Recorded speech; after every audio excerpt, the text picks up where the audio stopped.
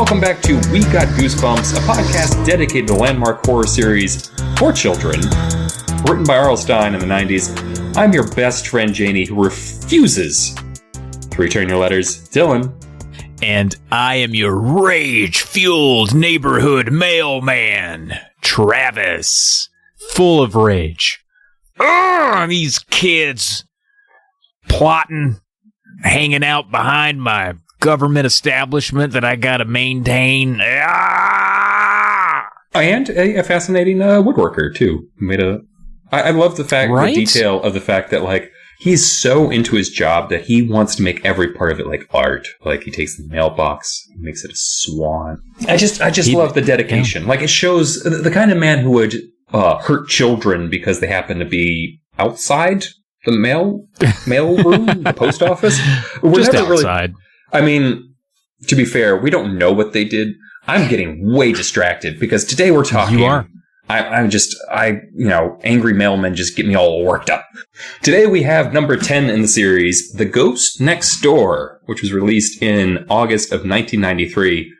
And sad to say, but this is the last episode of the first season of We Got Goosebumps. Worried me for a second. You even made your bird sad. Your bird got sad. I know. I mean, this was my decision. Trav wanted to keep on going straight till the end. He was just like, we'll do an episode every week, a book every week. And I was like, first season, wrapping it up now. Yeah, it takes me like a month to read one of these. We need to space them out a little bit. Oh, okay. Very slow. Then I'm glad I did this for you then. Yeah. I forget all this metatextual talking about seasons. We need to talk about the book, cover, the interior. But Trav, first, I just want to know, when you were approached by the ghost next door, were you scared? Were you, like, as a child, I mean, obviously, when you were a child. Sure. Did you, like, react well to the ghost, saying, like, hi, I'm a ghost, my name is blank. I don't know your ghost name. Mine was Carl, and he was a 50-year-old man who smelled strongly of alcohol and being unclean and... I don't want to talk about that. Sounds nice. Yeah. But what about your ghost situation? Like, how'd that go? I think I might have known a ghost as a neighbor growing up. There was this kid that lived down the street, but for only like 2 weeks, it was weird. And I went over to his house. He rode the bus. I went to his house. We played. You know, he had a go-kart. He had some Nintendo. We played. And then, like, one day he was gone. And like a week later after he left, like he moved out, that house burned down. It was like some weird thing where, like, I guess there's like an electrical, like, unattended thing. People had moved out and it burned down. It was like 4 houses down for me. And I'm like, was that even a real kid that I saw? Did I hang out with the real Kevin Gilmore? He had a hair lip, but he seemed sweet. He had a nice go-kart. Did I even ride in a go-kart? I questioned everything. Was I hanging out with a ghost? I don't know. But now that house is also a ghost. Wait, so you do know his name? Yeah, I've looked for him for years. I can't find him. I was just about... I should have known. Like, the moment you were just like, Kevin Gilmore, blah, blah, blah. I was just like, he's got to have looked him up. I don't know why I was assuming you had... I sure did. That you had just left that lady fallow for the last 20 years. Yeah. What's this guy named again that you murdered as a child and then hit it up as, like... His name was Kevin Gilmore, and don't know what happened to him. I hope that he actually moved and didn't die in that house fire. But people always told me that, oh no, he moved before the house burned down. I was like, oh, okay, well, I hope so. So I guess Kevin, if you're out there listening, not the other Kevin, the Kevin you already know. What if? Oh, that's too big of a coincidence. No. I feel like you know 2 Kevins your whole life. Are you sure? At most 2. I may have known up to 3 Kevins. Oh, it's not an uncommon name. Oh, but okay. Yeah, that's a good point. I don't think it's this, because they were almost completely different races. Okay, and one is tall, and the other is a child. My or was a child. One's a child co-host for Uncle Doug's DVD now. I thought. Oh, right. Yeah, so I guess, Kevin Gilmore, if you are out there, please never reach out to Trav. Let your existence live out as a constant mystery that just looms over his head. Because I'll tell you, I once looked up something I found mysterious, and I found the answer to it, and I am forever disappointed that I did that. Let the mystery live forever. Like on your deathbed, I like that. Just be like, Kevin, I hope you survive that fire, and just die, and like you'll never know. But that's okay. Yeah, that's okay. Yeah, absolutely. I mean, that's one of the issues I have with modern DNA solving all these cold cases. I think some of them were better cold. I liked ruminating, having my theories. Now all my theories are blown out of the water. I was wrong on all of them. I wanted to at least think I could have been right. I mean, as long as you just say, like, I'm going to guess it was the closest male person in her life, you're most likely going to be right, whoever that happens to be at the time. So like you stand a good chance. You're right. You're right. Just throw that dart. And that's why we don't have a true crime podcast, because that's as much effort as we're willing to put into this, I guess. Yeah, it's hard these days because you have to have like empathy and stuff. I just want to tell jokes. Not about dead people. We're going to move along because I feel like we're tangenting into us being awful people. So we're gonna skip along. Travis, I have another question for you. This one's slightly more serious, though. Have you ever died in a fire? So far, no. But it's not for lack of trying. I did live near a house that did catch on fire. It could have been. No. We've already gone past that. We've moved on. We're moving on. We're moving on, just like Kevin did. Moved on to the next life. Oh no, Kevin. I'm gonna be. We've already talked about ghosts a lot over the course of the podcast because of Dead House and. I feel like they're going to come back. Hauntings. Yeah. So we've talked about our hauntings. We've talked about our friends that have died over the years and our disappointments and sadness and all that. So I think, but have you ever had any scary fire instances? Because we have children playing with fire throughout the book. Beginning and ending. Not personally. I wasn't really drawn to fire as a lot of my troublemaking friends were. But, I mean, and we have a lot of episodes. We got seasons to come. We can get more into this, but there is a rumor. I mean, my grandfather died in a house fire, but there's a rumor that he was murdered in a house fire. So that's interesting. And here's a fun thing. They identified his body by like teeth or whatever. Mm-hmm. But my mom and her sister would always claim that after presumably their father had died and they were very young when it happened, they would receive calls at their home from a strange man who would know a lot about them and ask them how their mom was and then hang up. And they always suspected that could have been their dad. Or what if a ghost that could use a payphone in the 70s? Or the killer. What if? Or the killer. Didn't even think about that one. Thank you. Wait, good. Are you serious? You never thought it could be the killer? I didn't think about it a lot until just now. Wow. I think we've just blown this case wide open. If you ever do that documentary, because you've talked about this across the Polymedia network at this point. If only not everyone in my family other than me were dead, listen, I could do that documentary. We're coming down. I'm coming. I don't know who we is, but I'm bringing down the whole film crew, which is me. And we're going to go and we're going to find your grandfather's murderer. And we're going to go into it with certain conceptions. And if they're wrong, we will make up facts to make it fit our truth. Because that's more it's my grandfather. I don't give a shit how he died. Until we get an innocent man hanged. As long as it's fun for us, I don't care what happens. Speaking of cover-ups, let's talk about the cover. Travis. Oh, right. Oh, that's too good of a. I know. I've been learning, dude. You've been taking my Segway seminars, and I've been getting some good results out of those. All right, yeah, let's get into the cover, man. I'm going to say out of the gate, this is a Tim Jacobus cover where we've got sort of a ghostly set of legs on a welcome mat, a door ajar with a checker floor print, which I think was maybe this Beetlejuice's house, maybe somebody answering the door. I mean, we get the sense that it's a kid based on the shoe. What we're seeing here is a ghost at a door. It tells a story, I guess. I don't really like this cover that much. I'm not afraid to say it, Dylan. It is. Artistically, it's okay. I'll never knock Tim Jacobus' pin work, but it doesn't do anything for me. I mean, I guess it's welcoming. It's welcoming me into the book, but that's as far as it gets. I'm not blown away by it.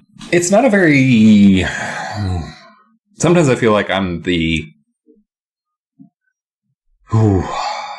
I'll bolster any cover for the most part, but yeah, I'm kind of with you on this one. Like, I feel like it's well executed for what it is, but it's not very compelling. There's a lot more from the book they could have drawn on, I think. Maybe, although I think we'll see with the international covers, like, you can go too far in that direction. I also don't even like the shade of green that they've, like, why is it like this ugly booger green for the Ghost Next Door? Like, I feel like they could have gone with a different color for, not that it needs to be a pretty color, but it's just... No, you're right. That is like Exorcist girl throw up green. Mm-hmm. Yeah, it's definitely on the pea soup spectrum somewhere. Yeah, I mean, I'm kind of lackluster talking about that. And if you want to just skip on to the remake or redo, sure. Well, the most different of the remakes is going to be the 2015 version, and which is pretty recent. And I'm going to say this one's worse. It's a ghostly hand reaching toward an evil door knocker. Not an evil house or with an evil door knocker in the book at all. So I'm not real sure what they're trying to show there. Yeah, the scary thing about this, the ghost is the ghost next door. It's not the house next door or what's going on. Yeah. Like, it's shifted the focus. Although what's annoying is I really like the ghostly hand. Like, I think the ghostly hand, nice hand. I think that should have just been a regular door knocker. Mm-hmm. And then just have that terrifying ghost hand knocking on the door. Because then you're just like, oh, what's going on with this ghostly death hand? Like, that's actually a spooky hand. And I think they dropped the ball with also the cottony title. That's the nice phrase for what I would... Cottony? Cottony? Like, it's white but it's also drippy. Soft. Yeah. White and oh. Yeah. I'm sure you're doing with your cotton. Yeah, well, I mean, like, I'm just trying to think of other things that it could be that's not. Oh, I see. You're trying to skirt around. Yogurt, maybe? Like a title written in gooey, drippy yogurt? Just Elmer's glue, maybe. Glue, yeah, like glue bumps. It's actually glue bumps. Hey, speaking of bubbly, hot glue, the UK... at it again. We got bubbles. We've got... She looks like she's trapped in the stupid sitcom BS trope of, like, I put too much soap in my washing machine. Have you ever done that, by the way? Have you ever put too much soap in a washing machine and it's resulted in so many bubbles that it overflows onto the floor and fills your whole laundry room? Because that happens in movies a lot. In college, one of my roommates put just regular dish soap in the dishwasher, and that was not fun. Oh. There were bubbles like knee-high across the entire bottom floor of our townhouse. Was your roommate the illustrator for the UK Goosebumps covers, and that's how they got their ideas for all of these? Because... Might have been. Yeah, there's not even much to say about this. There's nothing really ghostly about it. It's just a girl going, standing in the middle of what we assume are suds. And not to get too spoilery, but she's also very fire-themed. She's wearing an orange shirt. She's surrounded by flames. Her hair is in the form of flames. So, kind of a spoiler for the end of the book. Kind of a spoiler, you are right. And then we've got... Man, you gotta love it when the Dutch get involved. We got our regular old blonde-headed white kids around the neighborhood being hugged by a ghost. By spooked. Spooky ghost. This is pretty good. I like this one. This is pretty good. I'm not sure what the boy's trying to do. He's say no to the hand or something. She's a little off-put, but dang, it's pretty scary. These children are definitely being led on an adventure with their ghost pal Spooked, and they don't want it, actually. They don't want this adventure. They look more like annoyed and nervous, like, do we really have to meet your grandma? Yes. And just like, I don't want to meet your grandma, Spooked. Like, we don't even want to meet you. It's like, yes. But that's my reading on our disappointing Eastern European children cover. I know. The Dutch usually bring it home. And I must say, I like that one okay. I do. That's probably my favorite of the covers we've seen so far. Dutch has a second version of just a ghost smoking up out of looks like a house photograph. I actually like the look of that house. I don't even want to talk about this cover. Moving on. It's so okay. It's the most generic. It looks like if you went to get a knockoff Goosebumps book from another country, this would be that knockoff Goosebumps book. Like, it's right. so... It's wish.com Goosebumps. Mm-hmm, yeah. Order 500 copies for 99 cents of this one book from Eastern Europe's Kippenwall series. Very similar to nice. Goosebumps. Well done. I'm sure our European friends will say you did a good job with that accent. And then we got the French coming in hot. More cover spoilers. This... Yeah. Okay. Again, a double spoiler for the end of the book, which deals with fire. And it begins with fire. So, I don't hate it, though. It's weird enough that it doesn't actually give away anything about the plot, which technically is also a problem that doesn't really tell you much about the plot. But, like, I feel like they did a good job with what they had. I think that was the problem with the American covers. Like, what am I going to draw in here that's not going to immediately give away the ending to the book or what you're seeing? That's, like... This does it, sort of. This is my favorite. I don't know. I mean, it does look like the name of the book has something to do with crosses being burned in Mississippi, but it does leverage the shadowy figure with the beady red eyes and the fire. So it's pulling from some inspiration. Yeah, I do see what you're...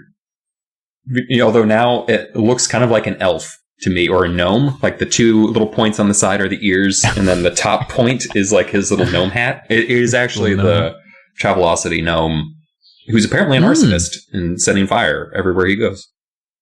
Hey man, speaking of arson, the Japanese, we have a young man standing right in the middle of a burning house.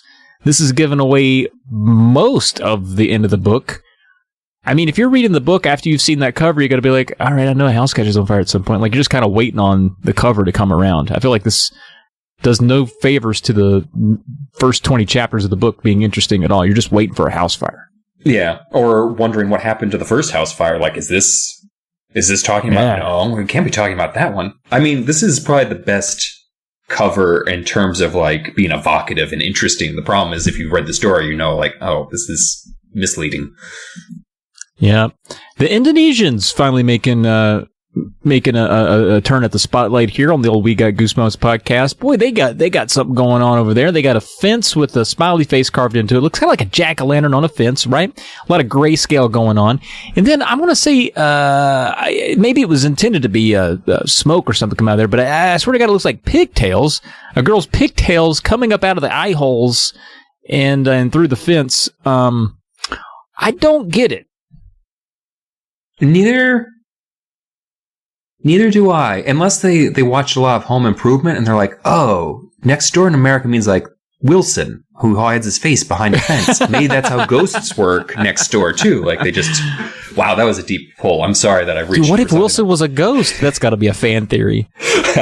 He's been dead this whole time. There was one episode, by the way, where all the actors came out front and waved to the cameras. The guy who plays Wilson came out with this tiny handheld-sized fence to cover his face as he waved to the audience. It was adorable. My God. He freaking burger champed it. Shout out to our boy. And then we got the Korean cover. Again, spoiling, but I'm not going to say spoiling too much because you can't really make out who that is. No. Also, I just realized that there's two ghost faces. There's kind of the child ghost face, but then it's like they were wearing a ghost face as a mask or something and they peeled it off. Like, do you see that second happens, face? right? Yeah. That happens in the book. Oh, that's right. You're right. I didn't think of that very literally, but yeah, that is a very literal... Yeah. So I kind of like it. I'm going to say the Koreans, once again, taking the top spot for me. Dutch in a close second. I'm going to throw the French in third. And Tim Jacobus, very rarely falling out of the top three, but today, Timmy, I just didn't care too much for that. It's I love the style, but I'll say I'm going to go for the Dutch in first, just because I don't even think it's the best, but I have the most enjoyment picturing, because I don't know what that situation is, but it definitely does not look like anything from the book, and for some reason that makes me happy. It's just like, is this like a post-credit sequence where they're all friends, and it's just like, here's Danny's ghost, and here's Danny, and here's Hannah. Spoilers. But man. It's like, oh, guys, we can all hang out. And then just like, spooked? No. Nein, dispucht. Folks, if you'd like to see the covers we're seeing, you can always look down in the show notes. We put a link there. You can scroll down to international releases and enjoy them for yourself. And if you would like to hear Dylan do more accents, just DM him and he'll send you some MP3s. Is that what I'm doing? That's something you can do. You already have me sending out like video files, but that's something else. That's for something else. That's different. That's different. Right. Sorry. All right. Well, let's crack open the cover and let's get into the meat of the business. This, by the way, is a traumatic way to start your book. As a child, I don't know if you as a child was scared of fire, but fire was always like, as a kid, like the thing that could kill you in your home while you sleep. Like, fire was always like a boogeyman when I was a kid. But we start off with our hero, Hannah. This is, I always want to say, like, this is tedious anyway, but like, this is not a first-person book. We're on the outside looking in onto Hannah. But she wakes up in the middle of the night surrounded by flames, which is never a good sign. I don't think there's ever a good... No.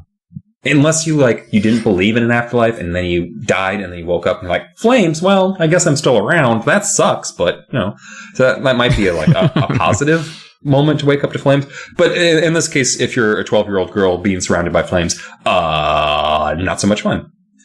But luckily, we don't have to wait for the whole end of the chapter. She wakes up, realizes that there's no flames, and it's still the beginning of the chapter. She just had a bad dream. We don't even have a cliffhanger. She's just like, right. Whoa.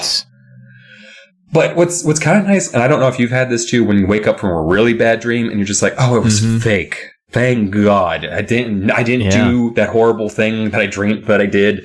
That's usually what ends up happening, where I'm like, oh no, did I really cheat on that test when I was a kid? Did I really kill that child? There's usually some point in the dream where I question it, where I'm like, man, this is really terrible. Is this a dream? And then I start thinking, I'm like, you're a stupid dream. And then I kind of wake myself up angry. I'm like, how dare me dream that? I wish I could be that self-aware in my dreams. And I'll just ride the whole thing out and wake up and be like, why did I do this to myself? I killed my entire family. Again, every night for the last 20 years. But normal. She's relieved. She wakes up happy-ish, although she remembers that it's summer. It's a boring summer. All of her friends have gone away to camp. We're in the little, I'm assuming a super shady town because there's ghosts here, but Greenwood Falls. There's no Compton Dawes here though, so we're okay. Right. They've been living here for a while also, so we're also good. She has possibly the worst twin brothers in any of these books. Like, they literally are just agents of chaos, who are Bill and Herb, who are 6 years old, twin brothers. Herb. Yeah. And they're the noisiest nuisances, as R.L. Stine describes it. And literally, they have no personality. Throughout the entire book, it's just, they've destroyed something. They're really annoying. Like, they're not really characters so much as they're kind of like the family dog in this book, where it's just like, I don't know, where did the twins get up to? They're barely mentioned, really. There's only mentioned a couple times. I was wondering the whole time, I was like, well, them being twins, there has to be something to that. He'll use that, but he doesn't really ever do it. No, I think it's more just that you just really feel bad at the end of the book. But she's kind of rolling with it. Like, the twins are being obnoxious. There's a whole pulp conversation, which I don't know about you, but like, I like a lot of pulp in my orange juice. Like, I do. Yeah. But I also don't like oranges that much. So I kind of want something between an orange and just a glass of orange juice. And for me, that is an extremely pulpy glass of orange juice. The twins, dude, however, I'm with you. We've never overlapped so hard. I will stand for pulp. I want to chew my drinks, unless it's milk, in which case that's upsetting. But milk with pulp is bad. It is never ideal, unless you're, I don't know, going for that. My dad drank a lot of buttermilk just out of the jug. Like, that's basically milk with pulp. I've done that once because there's so many books that I read as a child where, like, I feel like especially like Laura Ingalls Wilder did this all the time, where he's like, Paul went down to the dairy and he got himself a big old glass of refreshing buttermilk and chugged it down. And he was like, boy, nothing better on a hot summer day than a big cold glass of buttermilk. So I was like, you know what? I'm stupid and gullible. I'll do anything a book tells me to do. And I took a shot glass, because I'm not a complete fool, filled the shot glass with buttermilk once, I get buttermilk occasionally to make biscuits and stuff. It's good for sure. doughs. Yeah. But I took a shot of buttermilk and almost threw the glass against the wall. I was so angry. It is disgusting. It is just drinking sour milk. It is sour milk. Yeah. It's someone let it go a little too hard and then try to market it, and we bought into it. God, I'm so angry. But neither here nor there, because she's not drinking. She even does like smart things, although she winds up the twins because they're just like, oh, how is that pulpy orange juice? She doesn't even read the label. She literally says, this is basically nothing but pulp. It is like compressed pulp. There's no new like juice in this. If you took all the juice and just left a container of pulp compressed into a carton, that is what we have for you to drink today. And the twins are upset because they don't like pulp. But then she's just like, here's some milk, here's some apple juice. One of the twins spills the apple juice all over himself. She's just like, whatever. It's a beautiful day out. I'm sad I didn't get to go to summer camp. Mom's like, we're poor. She's like, I understand. It's a great family so far, except for the twins. But even they're not putting a damper on anyone's mood. She's looking out when she describes the sun, I'm just in. Like, summer day, blue skies, no clouds. Oh, she gets We've been on a having bike. some crummy weather here. I wanted what she was having so bad. And you like the summer too. Like, even for me, where I am a lizard. Like, the sun's been setting at 2:00 in the afternoon up here, so it's not been the most fun. But so she's bike riding, gorgeous summer day, and then someone says like, "Hey, look out!" Which is usually a good sign that we're about to hit a cliffhanger, and she gets hit from behind. It takes a fall. Dun dun dun. Yes, turns out a kid ran into her on his bike. Ran right into her, like a loser. And he says, oh, sorry, I didn't see you. Despite the fact, and this was mentioned in the first chapter, when she was picking out her pretty day get-up, she made sure to pick bright colors. So in her mind, she's like, dude, I'm so visible, I look like a crossing guard. How could you have possibly hit me with your bike in this glowy get-up I'm wearing? They get to chat, and she's not too bent out of shape about it. They get to chat, and he says, yeah, I live next door. And she's like, what, that house right there? That house right there that I'm pointing at, that we're both looking at, that I can see from here? And he's like, yeah. She's like, nah, dude, that house has been empty since the last family moved, the old Dotson family. And she even goes on to say, like, I was playing outside yesterday with the twins, and that house was definitely empty then. I always keep tabs on it. Whenever I'm outside, I make sure to shoot a glance over to the old Dotson house, make sure no one lives there. And he's like, well, I don't know what to tell you. That's where I live.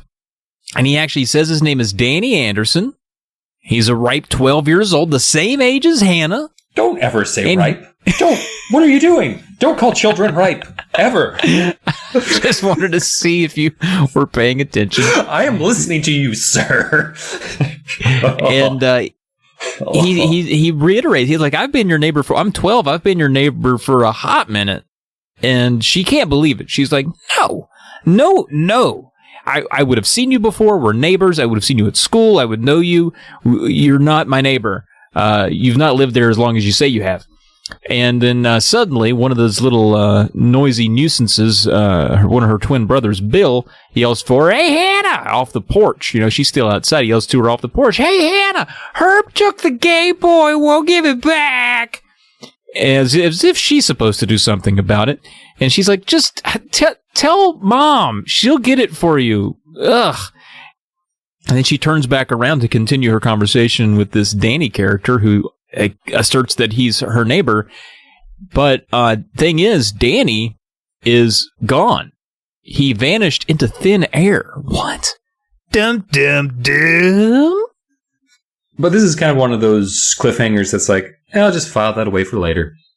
And she decides to, write a letter to her friend Janie, as you do. I don't know about you as a child. I was terrible at writing letters, so I would have been more like Janie, to be honest, and never written her back. Even without spoilers. Here's the thing that we can not get into now, but the only letters I wrote as a kid, my mom and I both wrote a guy that was on death row that my mom thought was innocent. I got to write him too. I was like 10. I wrote that guy for years. I feel like I knew this, but it's still coming across to me as like, what happened? There has to be a wrap up to this story, right? Like, is he dead? Did he was he innocent? My mom died, and then he didn't. He's not getting my address, so I didn't continue to write him. I would write and attach my piece to his. He likes sports, and I like sports.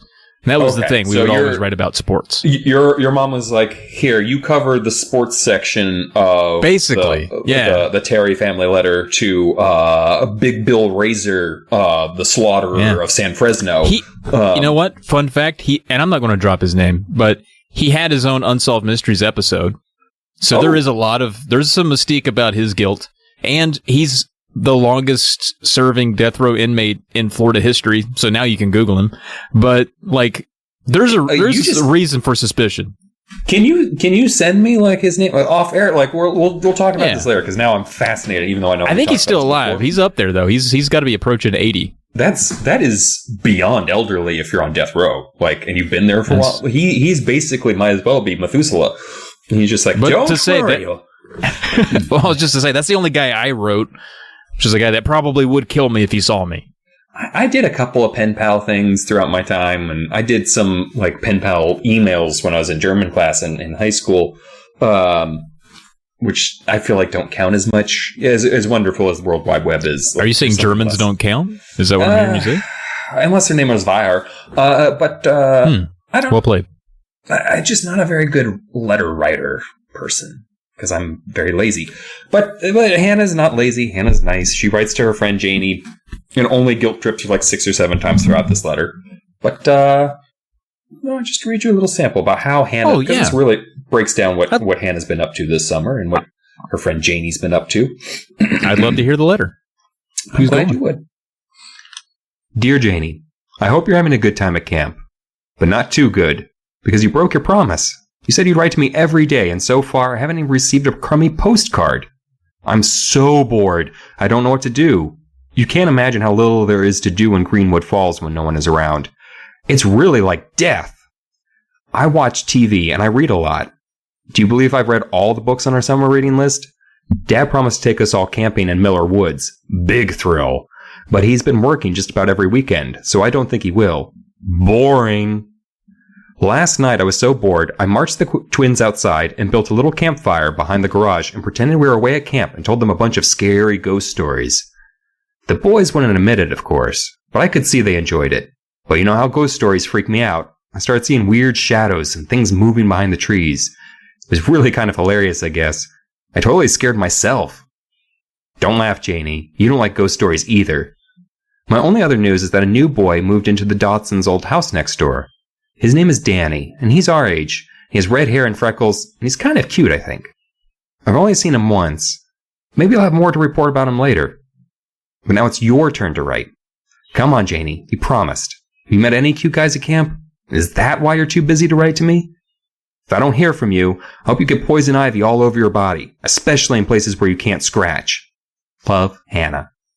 Also, that's BS, because I am highly allergic to poison ivy, and I often got poison ivy in places you can't scratch. And that is a mean thing to promise to someone. Ooh, man, I used to rub it on places I couldn't scratch because I couldn't get it, just to tease people. I'd be like, look at me. I put the itchy juice all over my nether bits, and I'm not even going to feel the ill effects of it. Even if I do, you know what? I love touching myself there. But, you know, reading back, hearing that back after knowing the rest of the story is kind of weird. Because I didn't pick up on a lot of those subtle hints that R.L. Stine was dropping, not so subtly in all caps.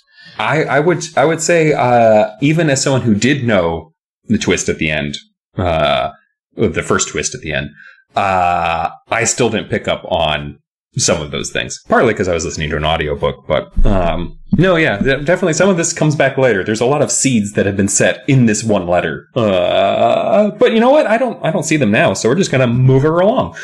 So Hannah, she's like, what do you do with a letter? Obviously, you go into your Outlook inbox, you hit send, it gets to the person. Don't be so... Kids, this isn't actually before email. Email was a thing at this time, because I remember them. But she's going to have to mail this in an envelope with a stamp on the front. So she's going to go down to the post office to kill some time and also to mail a letter. And she even like sees her neighbor, Mrs. Quilty, and she's just like, "Hey, Mrs. Quilty," as you got to do when you walk past the neighbor that you see. Miss Quilty she doesn't even say hi to her. She probably just forgot her hearing aid or something. Like, she's an older lady, probably can't hear as good. And but by the time she gets to the post office, she hears yelling and shouting on the back, and she's a child. She's like, "I hear shouting in a dirty alleyway behind the post office. I'm going to go investigate." And she starts to go back to the alley, but then she hears a shrill yip of pain. And you know what? We didn't realize there hasn't been a dog yet in this book. Are we about to meet a dog? Bum, bum, bum. Oh, I hope it's a dog. Wait, I hope it's not a dog. I don't want a dog to be in pain. Well, let's see. Well, behind the post office, which is where all the fun happens, Hannah happens to see 3 boys and, oh, guess what? A dog. Indeed, a dog. Yep. And a one Mr. Chesney. You know, if you're at home and you're picturing country music star Kenny Chesney, I'll allow it. I think that fits. Kenny Chesney, the postmaster. And one of the boys so happens to be Danny, the mysterious neighbor she met earlier that she didn't know was her neighbor. And he's a little upset because Mr. Kenny Chesney threw a rock at his dog, Rusty. Now, adults don't throw rocks at dogs. What are you doing, Kenny Chesney? That's a foul move, man. I understand the kids maybe and the dog are giving you some guff, but you don't throw rocks at the dog. You throw rocks at the kids, dude. Yeah. Wait. Hit a kid. Yeah. Don't hurt a dog. Oh, that, yeah. I yeah, feel like right? No?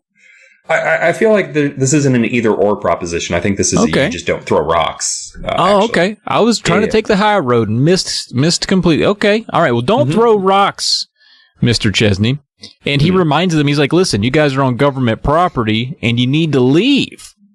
And this kind of insufferable attitude from a postal office employee is not something I would expect, to be honest with you. I know. You never see it coming. And they start threatening each other, and the boys are like, yeah, well, we'll tell our dads, and we'll lodge a formal complaint, you know, just your regular old stuff. We'll sue. Not even real sure how this started. I don't know if we ever learned, but Mr. Chesney, he's fuming hot, mad, and he just walks past Anna, doesn't acknowledge her, just huffing and puffing. Ugh. And you know what? He's known for being rude to kids, specifically when, one, they loiter on the government property he maintains. He's not a huge fan of that. He also doesn't like it when they try to spray paint his windows as some kind of weird trick. It's a bunch of hooligans trying to spray paint his windows. And you know what? He doesn't like that. And I don't blame him, Dylan. No, I think he's in the right. I feel like a lot of this time I'm just like, Mr. Chesney, we don't know why he was throwing rocks at the dogs/children, but every other instance that Mr. Chesney is being a jerk sounds like he's defending his actual property. And considering what happens to Mr. Chesney's house at the end of this, I feel like maybe warranted, but we're just gonna...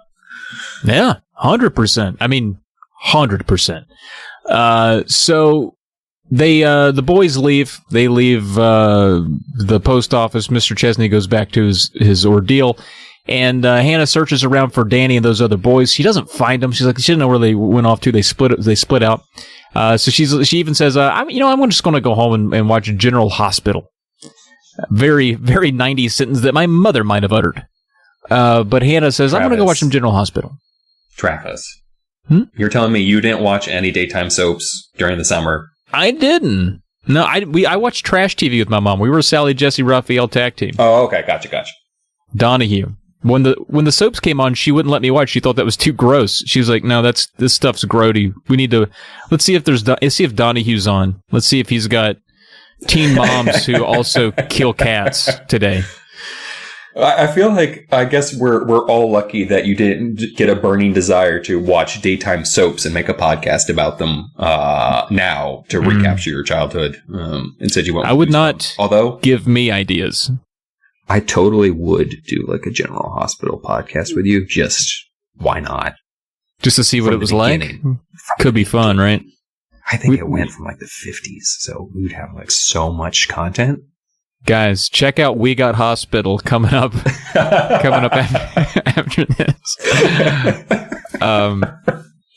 But anyway, Hannah, on her way back to her house, she encounters a tall, slender, shadowy figure that steps out from behind a tree, or maybe it floats out from behind a tree, and beckons her. And I'm imagining with like long, like kind of looking like the Grim Reaper, but in a more floaty form, and beckons her with this inhuman whisper, "Hannah, come here." Arms as bony as twigs, she says, and naturally, fearing that, she runs, books it.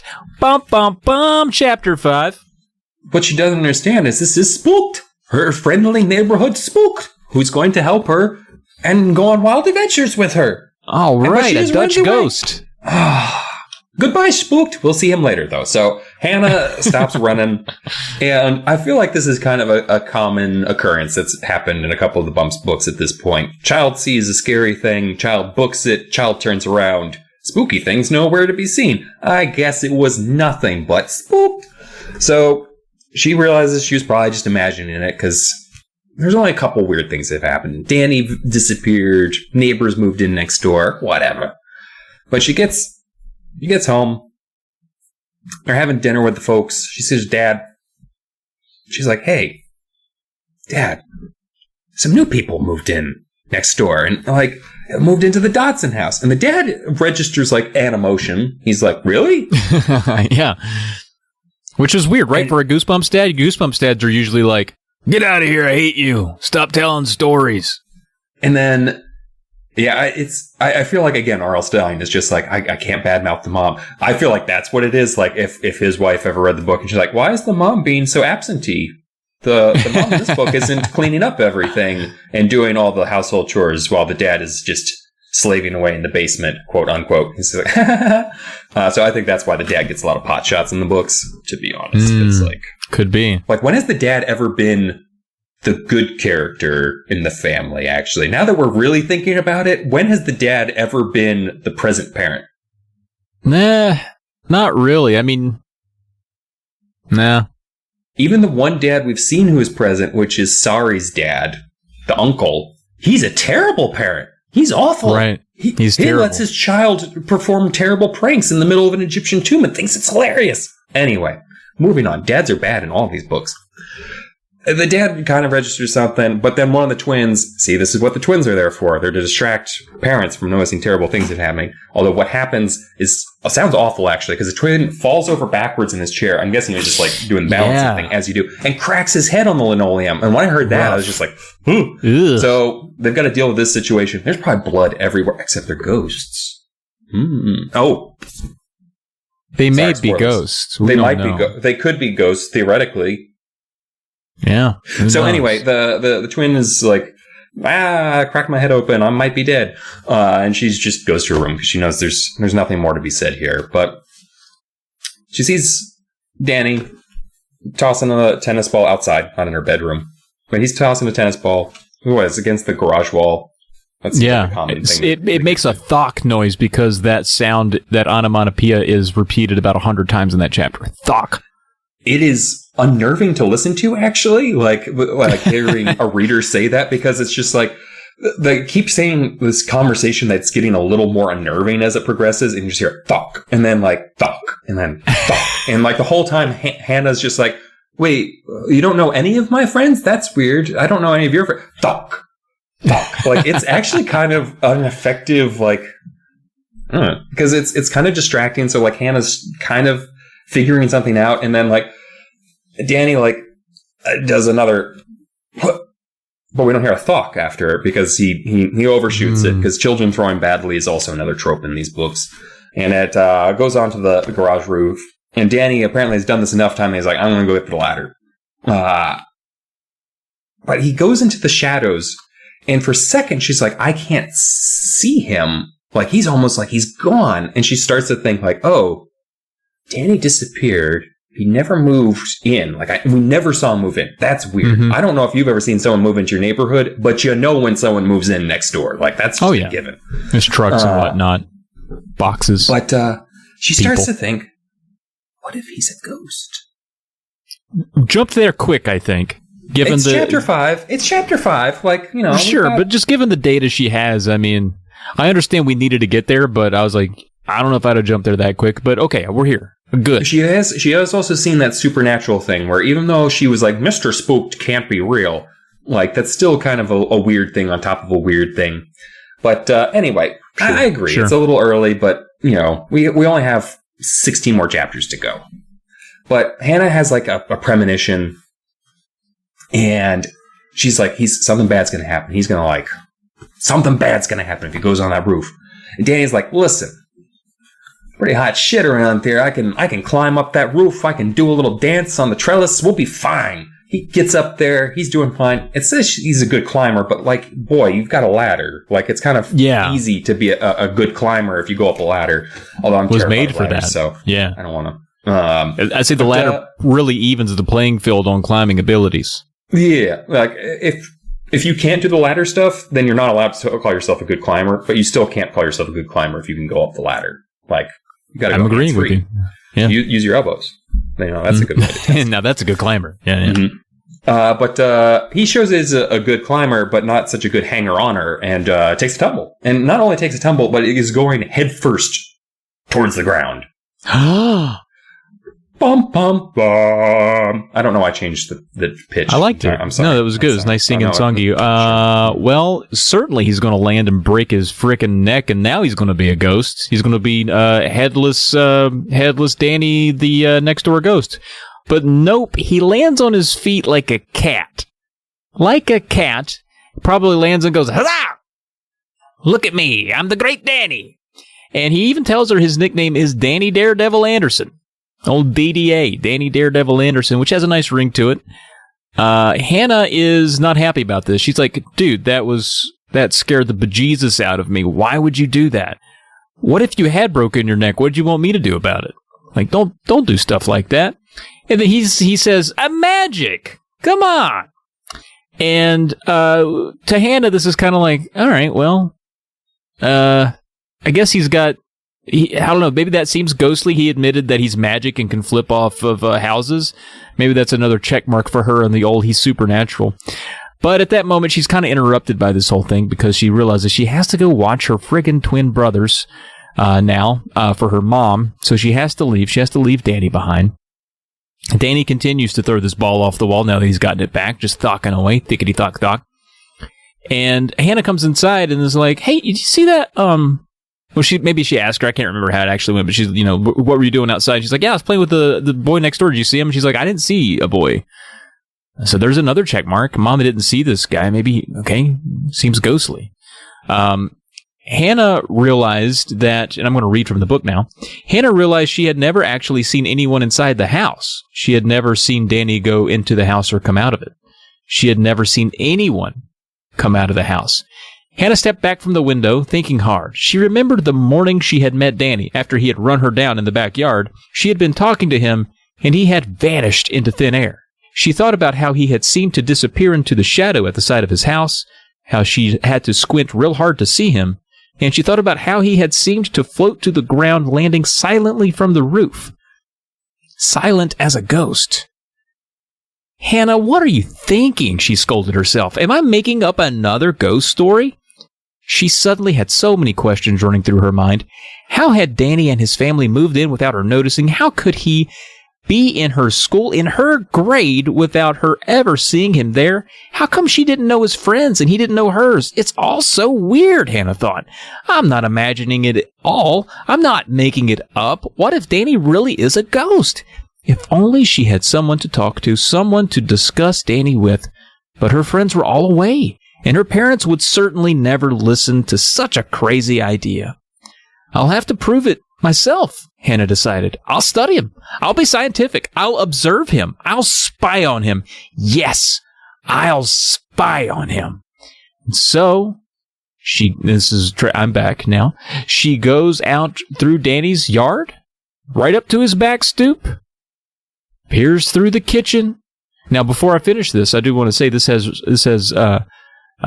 reminds me of the girl who cried monster a little bit, just wanting to spy on people to prove a thing.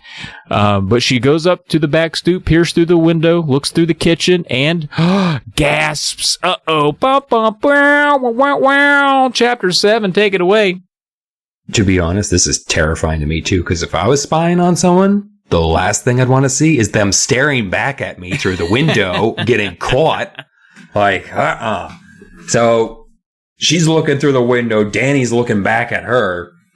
But luckily, he's pretty chill about it because he comes out on the porch, basically laughing. He's not laughing, but he's smiling at her. And he's like, "Want to come in?" And then she just books it because she's so embarrassed. Which, to be fair, that would have been me. I wouldn't even lasted long enough for him to step out on the porch. I would have been booked. I would have already been gone. There would have been a whole smoke trail just as a beat feet. But she's gonna just get it back together, resort her things, resort her strategy for the next day. Play it cool. Gotta be cool. She's gonna follow him around on her bike, which play it cool. Let's trail him through town. I hope she's still wearing her day glow, hot pink, hot orange, neon green clothes while she's doing this too. But while she's doing this, she's like, "Oh man, if Janie were here, this would have been great. We could have she could meet up ahead. I could drop off, and she could pick up the trail. They would have a whole strategy just laid out to follow this kid around town." And then immediately she loses Danny because she's too busy thinking about Janie. You got to keep your head, keep your mind on the prize. Got to keep it in the game. So, she loses track of him in town, and she gives up, I guess. She has nothing better to do. You think I'll try and pick up the Senate, and she's like, "No, I'm going to go home." All right. Yeah. Cool. I think, Hannah, the reason why you're having a boring summer is not because of the summer, but because of Hannah. It's a lack of effort, Hannah. It's a lack of effort. If you're going to stalk somebody, you got to really get down in there and search for them. Oh, yeah. He's not in one of the 3 places I know to check in town, so home we go. So she's heading home. She sees the spooked, who's lurking again. This mysterious spooked hiding behind the trees. This Dutch ghost. You've established in the canon that it's a Dutch. Dutch ghost. It's not only is a Dutch ghost, my friend. This is not some nightmare creature. This is spooked. So spooked is watching her from behind a tree, and she's like, "I don't want any of this business." And so I'm on a bike. I'm going to go fast. So she books it. And that's when she learns that Spooked don't got no legs and is just gliding along with her. But so here's the her Spooked as he's coming up on Hannah. The dark figure floated silently over the grass toward her. Hannah pedaled harder. "It's back. I didn't imagine it. It's real. But what can it be?" Standing up, she pedaled harder. But the figure glided along with her, picking up speed, floating effortlessly. She turned to see its arms stretched toward her. She gasped in terror. Her legs suddenly felt as if they weighed 1,000 pounds. I can't move, she thought. The shadow swept over her. She could feel the sudden cold. Stick-like black arms reached out for her from the human-shaped shadow. Its face. Why can't I see its face? Hannah wondered, struggling to keep moving. The shadow blocked the bright sun. The whole world was blackening beneath it. Gotta keep moving. Gotta move, Hannah told herself. The dark figure floated beside her, its arms outstretched. Gasping in horror, Hannah saw bright red eyes glowing like embers from the blackness. "Hannah," it whispered. "Hannah. What does it want from me?" She struggled to keep pedaling, but her legs wouldn't cooperate. "Hannah. Hannah." The dry whispers seemed to circle her, to wrap her in terror. "No!" she screamed as she felt herself start to fall. She struggled to keep her balance. Too late. She was falling. She couldn't stop herself. "Hannah. Hannah." She reached out her hands to break her fall. "Oof!" She gasped in pain as she landed hard on her side. The bike fell on top of her. The shadow figure, its red eyes glowing, moved in to capture her. "Hannah! Hannah!" Dun, dun, dun! Holy shit. What was that? I mean, death becomes her. She's dead. She's got to be dead. Oh, yeah. Well, she does come to. She is our protagonist, and we're not even to double-digit chapters, so she's fine. But she does come to see Danny standing over her, asking if she's okay. Huh. Interesting. And Danny hadn't, she brings up the shadow. She's like, "Shadows, figures, chases me." He's like, I didn't see any shadows. I saw you lost control. while you're on your bike from going so fast and you fell over. She feels kind of silly about it. So anyway, they separate. She heads on back, and he goes back to his home. And the next afternoon, she's got Janie on the mind. She's still lonely. She wishes she had someone to talk to. And she's like, dang, still no mail from Janie. Ugh, it sucks. It's so lonely. This sucks. She's like, you know what? Instead of waiting for a letter from Janie, I'm going to do the definition of insanity and just keep writing Janie over and over and over again. Certainly Janie still wants to be my friend. I'll just inundate her with letters until she replies. So she decides to go write Janie another letter to tell her about Danny and the shadows. Again, even though none of her friends have written her all summer. And I do have a little letter to Janie, the next letter to Janie here lined up for you guys, if you'd like to hear it. It goes like this. Dear Janie, how are you? I seriously hope you've fallen in the lake and drowned. That would be the only good excuse for not writing to me in all this time. How could you abandon... got killed by prairie cats? Sorry. I know, right? What if she died at camp? No one's bringing it up. How could you abandon me here like this? Next summer, one way or the other, I'm going to camp with you. Things are definitely weird around here. Do you remember I told you about that boy who moved in next door? His name is Danny Anderson, and he's kind of cute. He has red hair and freckles and serious brown eyes. Well, don't laugh, Janie, but I think Danny is a ghost. I can hear you laughing, but I don't care. By the time you get back to Greenwood Falls, I'm going to have proof. Please, don't tell the other girls in your bunk that your best friend has totally freaked out until you read the rest of this. Here's my evidence so far. Number 1, Danny and his family suddenly appeared in the house next door. I didn't see them move in, even though I've been home every day. Neither did my parents. Number 2, Danny says he goes to Maple Avenue, which is a school. That's me saying that. That's a school. Goes to Maple Avenue, and he says he's going into 8th grade just like us. But how come we've never seen him? He hangs out with 2 guys I've never seen before, and he didn't know any of my friends. Number 3, sometimes he vanishes, poof, just like that. Don't laugh. And once he fell off the roof and landed on his feet without making a sound. I'm serious, Janie. Number 4, yesterday I was being chased by a scary shadow, and I fell off my bike. And when I looked up, the shadow was gone, and Danny was standing in his place. And, this is starting to sound really crazy. I wish you were here so I could explain it better. It all sounds so dumb in a letter, like I'm really messed up or something. I know you're laughing at me. Well, go ahead.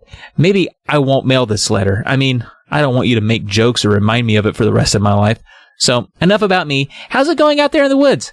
I hope you were bitten by a snake and your entire body swelled up, and that's why I haven't heard from you. Otherwise, I'm going to kill you when you get back. Really. Whoa. Right. Love, Hannah. That was she wrote that. She wished her friend to drown and to be bitten by a snake, and that she was going to kill her when she gets back. That is intense, Hannah. One of those things you would consider the end of a friendship. Like, if one of your friends wished that upon you, you would be like, all right, fine. Go with the snakes. If you even wish me to see a picture of a snake, I'll fucking defriend you on everything. You know what I mean? Yeah. That has happened to several people that we don't talk about anymore, actually. But yeah, that was the letter. And while she actually took her pen and pad outside to write this letter under a tree. Hannah likes the feeling of the warm sun while she's outside. She's an outside gal. I think she said that she put too many dirty clothes on her desk, so she had no place to write. Yeah. Again, lack of effort. It's also nice out too, I guess too. It is nice. Yeah, it is nice, and the dirty desk. But she when she finishes penning this letter, she looks up from her spot where she's perched under the tree here, and she sees Danny, but she describes him as shimmering. It's not something that people named Danny typically do. Shimmering over there, and he demands her to give him the letter. Hey, give me that letter. And she's like, what? No, why? And he's like, because you found out the truth about me, and there's no way I'll let you tell anyone. Bum, bum, bum. I do like Hannah's moxie, where she's just like, ha-ha! So I was right the whole time. I'm very glad about that. He's still being pretty pushy about this letter situation, though, and he's also starting to shimmer more and glow more, and like to the point where it's hurting her eyes. And she's like, I'm not giving you back your letter. Why are you bothering me? Or like not his letter or giving it back. She wrote the letter. That's her letter. Yeah, Danny, you don't deserve this letter. But she's like yelling at him. Her eyes are shut. And when she reopens her eyes again, she sees two faces and she realizes it's her twin brothers. And they're making fun of her and telling her that she was snoring. And she's like, thanks, guys. Can you just some real vivid dreams of this gal. I mean, come on. I mean, those aren't the typical dreams I had as a child. Usually the dreams I had at that point were so boring I couldn't tell if they were real or not. I had a dream that I lost a pencil, and that stuck with me for 25 years. I will tell you that. I woke up from that dream being like, did I ever find that pencil? I was like, oh wait, that wasn't real. And you're welcome for me telling the most boring dream story on this podcast. Man, that's so much worse than all of the childhood trauma I've experienced and talked about here. That was rough. Yeah, I mean, buddy, I still wonder where that pencil was in my dream. But you know what? She's like, I'm going to find out the truth about this Danny kid, even if it kills me.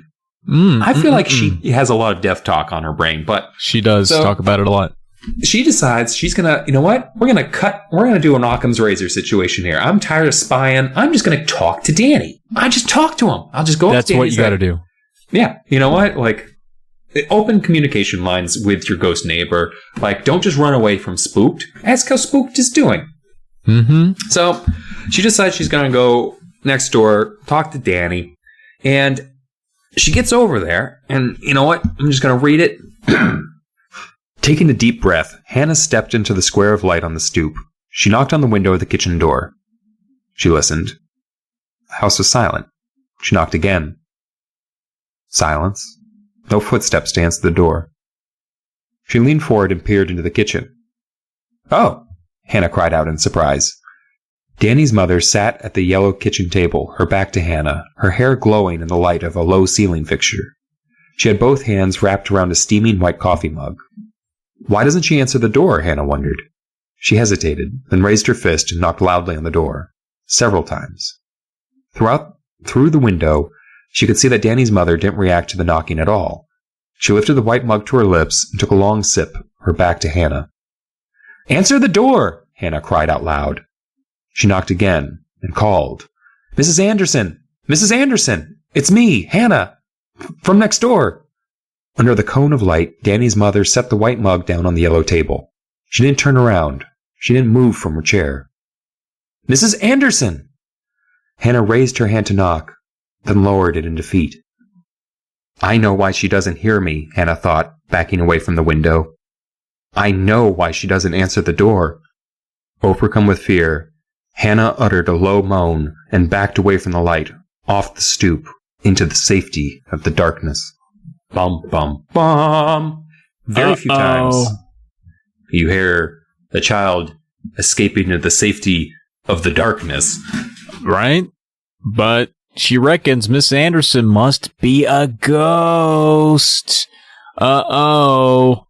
Well, if Miss Anderson's a ghost, that would mean Danny is also a ghost. So she comes inside, and she wants to tell her parents about everything. She wants to come clean. Actually, it's kind of a rather impulsive thing she does. She just kind of sees them there, and she's like, blah, blah, blah, blah, blah, and just tells them, I think our neighbors are ghosts, yada, yada, yada. And as you would expect, they don't believe her. They're like, horse shit. And so she's like, well, if you guys aren't going to believe me, I'm going to go chill my nerves with a little ice cream from downtown. There's an ice cream shop downtown. I'm going to go down there. I know it's dark. Yeah, it's 8 p.m. It's a little late for a 12-year-old to be wandering around on their own looking for an ice cream store. But I'm going to do that. I'm going to head on out. I got autonomy. And as she's approaching the ice cream shop, Dylan, she starts to feel a little bit of dread. She gets one of those premonitions she's been getting. She's like, something bad's about to happen. I just don't know what. And as I think she has her hand right on the door handle of this ice cream shop, a figure burst out. And then 2 more figures follow, their faces twisted in fear. Well, it wasn't shadowy, ghostly figures. It just so happened to be Danny and his 2 buds, Alan and Fred. It was people. It busted out of this ice cream shop. And What were they doing in there? Why would somebody? No one's ever left an ice cream shop with their face twisted in fear. It's usually a good time in there. Yeah. But then someone from inside the shop shouting angrily. Now you're starting to put it together. This is going to be another Kenny Chesney situation. These boys have done pissed off an establishment owner, and they recognize. I think it's Mr. Harder is the name of the ice cream shop owner.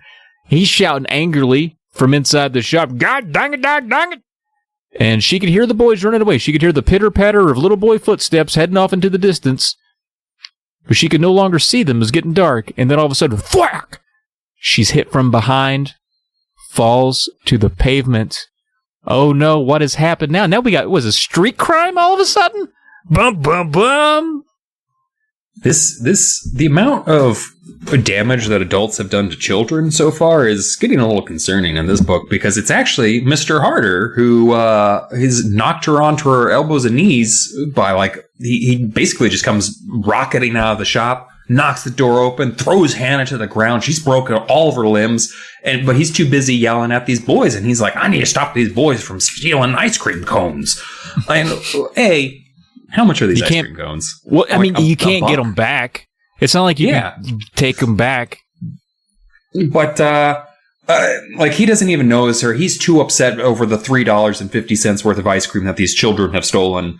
And I guess there's probably not a lot of crime in this town. They keep saying over and over again, nothing happens in Eden Falls or whatever this town's called. But, you can tell that there's a little frustration. She's like, Danny, I thought you were better than this. Stealing ice cream from Mr. Harder. But she decides she's going to go catch up after them because she doesn't have anything else to do. And she kind of needs to talk to Danny about the whole ghost thing, yada, yada. But they don't notice her. And so she just kind of hangs back and starts listening to them as they're talking. And Fred and Alan, who are Danny's friends, they're like the whole time, you can tell they're no good nicks. Like, these are the kids that would be bullying Evan, or would be like... Oh, yeah. These are some of the rougher kids. And you think about some of the stuff they try to do. These are, I think Fred and Alan take the cake so far in terms of, like, the real twins, threats, menaces to society. In Monster Blood are pretty bad. Like, they're tormenting cats and stuff, and they steal bikes. They're pretty bad kids, too. I think these guys are just a notch above that, given what they try to pull off at the end of the book. We'll find, like, maybe later in Monster Blood 2, we'll find out that those twins killed somebody, and then I'll be right. Maybe. But until then, I guess we'll agree to disagree. But all right. They're, Fred and Alan are clearly like, oh man, like, it was great. We stole those ice creams. Like, he got a Nutty Buddy. We're gonna, like, wreck this town. And Danny's clearly being like, yeah, I like Nutty Buddies too. Drumsticks are awesome. And Hannah sees, like, two headlights coming their way, and she's like, oh boy, Fuzz are gonna get in here. 5-0 rolling up, gonna pop them. Like, whew, they're gonna get caught. Oh, that's the end. Dun, dun, dun. Like, I feel like this isn't really worthy of a cliffhanger. This justice is about... They're about to get their just desserts. And he retires from the podcast. Tune in next season with a new co-host. It'll be me and somebody less funny. Probably. Oh, man.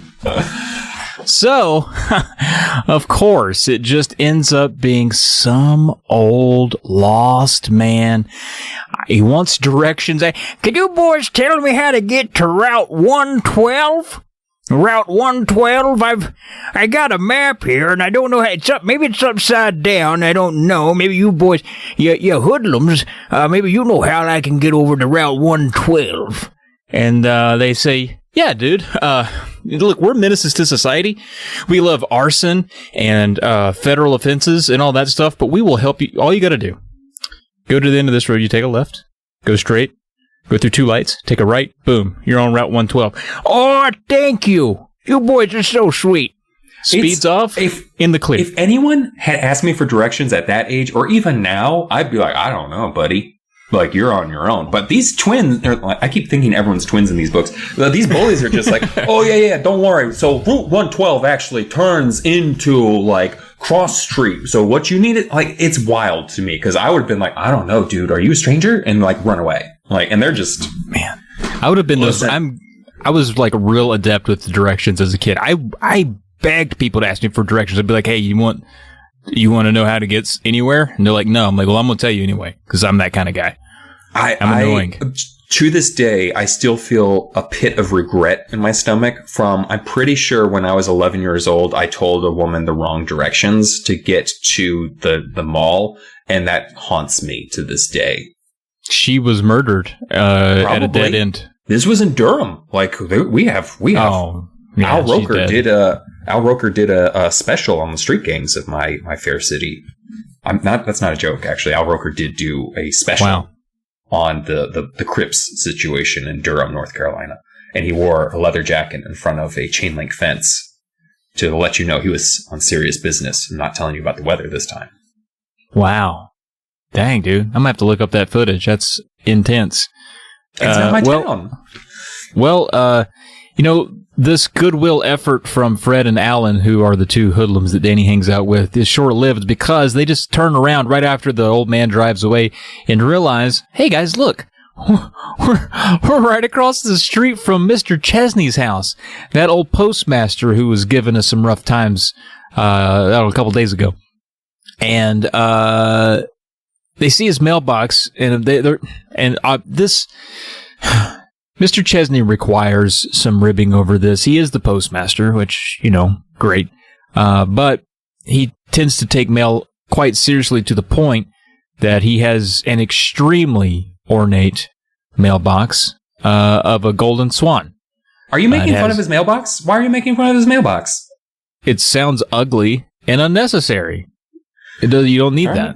All right. I guess if you want to be just the worst person on the planet, you can just... Well, I'm going to agree with Fred and Alan on that front. Pretty hideous. I don't agree with what they do next, which is Fred and Alan are like, Danny, take that mailbox. Pull that up out of the ground. I don't know if anybody's ever tried to take a mailbox out of the ground. There's concrete usually in the base. Not the easiest. They're not just in there like tent poles or like camp, like tent stakes. They're usually in there pretty good, but they say, Danny, go over there and take it. Hannah is watching from a distance. She's basically invisible. She's hanging out in the dark. Doesn't want to confront them. And she has this premonition, as she does. Something bad's going to happen. So she's like, she gets up the gumption. She steps out of the shadows, tries to stop them. But it's like her voice, she chokes on her own voice. Her voice is drowned out. Like her own fear has quieted her. But then, something happens. Taking a deep breath, she stepped out from behind the bush. As she started to call them, everything went black. Hey! She cried aloud. What had happened? Her first thought was that the street lamp had gone out. But then Hannah saw the two red circles glowing in front of her. The two glowing eyes surrounded by darkness. The shadow figure rose up inches in front of her. She tried to scream, but her voice was muffled in its heavy darkness. She tried to run, but it blocked her path. The red eyes burned into hers. Closer, closer.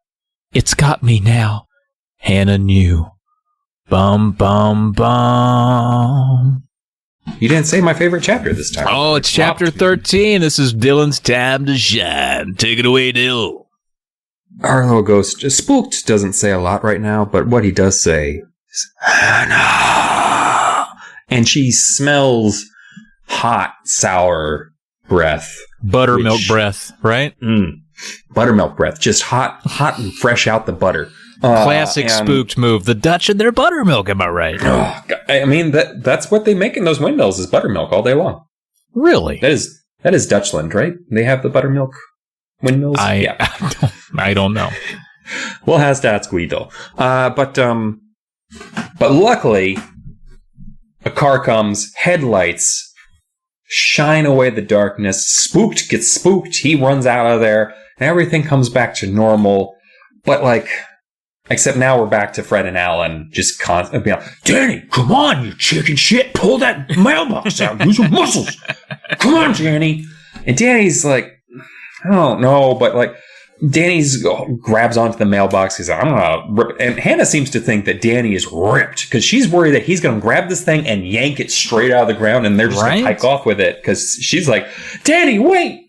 And I'm imagining like the biggest, bulkiest mailbox ever. Like you wouldn't be, once it was up out of the ground, you couldn't lift it off the ground. Like it would be it's like, it's a concrete ornate swan. That's what I'm imagining. No, it's a wood swan. We know it's wood because they break it. Well, yeah. Like it's carved or something. So the wings are. The wings are wooden. I was imagining like a big. Oh, that's true. Yeah. But, so he can't hear her. Like like Hannah's calling to Danny, but Danny's just like, I'm going to pull this thing up. And when you're trying to lift something heavy, you can't hear very well. But so he's trying to even get the pole to move, and it's in deep. But like, and when you get your pole in deep and you can't even get it to move anymore. But don't I know all about that? So all three boys try and move that pole at the same time. No less about that maneuver. More of a solo pole mover myself. Yeah. Like, especially when you're in deep. But from the darkness, they hear a familiar voice. Is it spooked? No.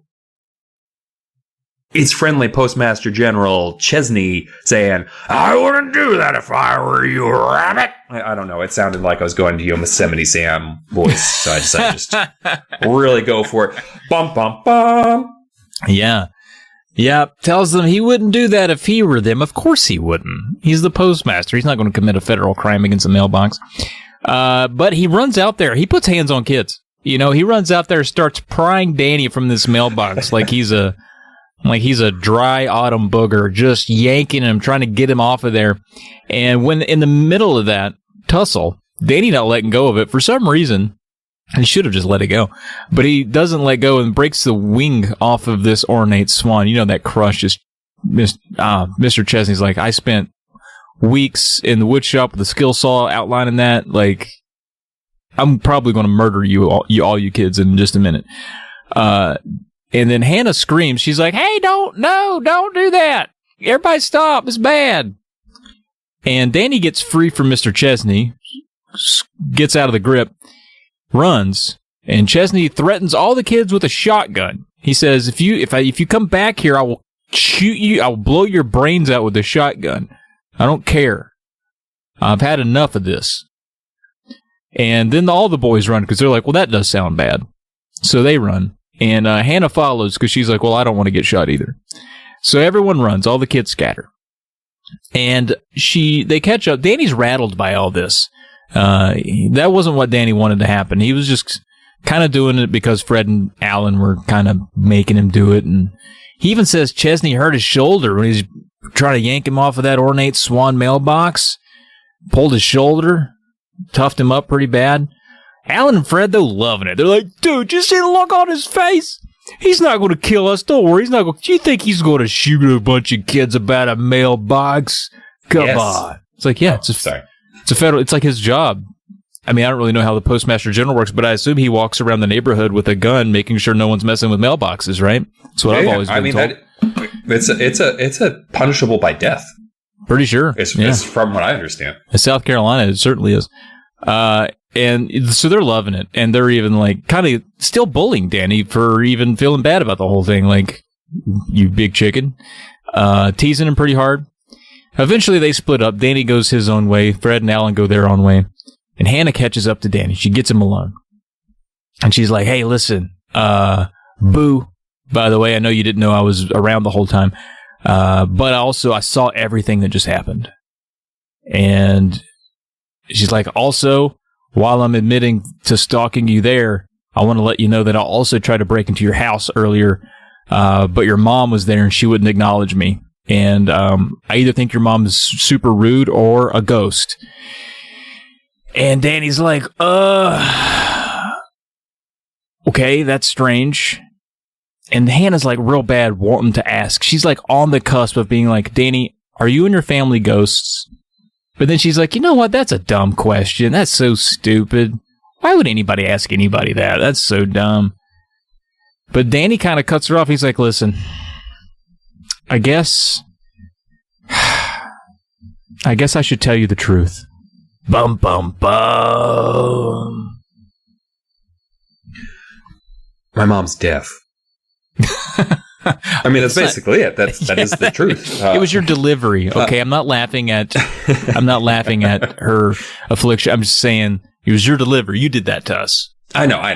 I just wanted to go straight from like bump, bump, bump into like, Yeah, that's all it was. I mean, like she's deaf. She's not rude or a ghost. No, she had like an ear infection that spread to both ears. Lost her hearing. She's doesn't want Danny going around telling people about it necessarily, which, fair enough. Probably don't want everyone in the neighborhood knowing you can't hear someone banging at your door trying to get in there and murder your ghost child. You wouldn't want that. But so she feels kind of bad because she's just like, she goes from "you're a ghost" to "I'm harassing a disabled person," which is not a good look for Hannah, and it makes it also sound like she's being a little like upset about it, but she walks it back. She's like, "Oh, okay, I'm glad she wasn't ignoring me. Cool, Danny, thank you for trusting me with your family's medical history. I'm gonna go home now."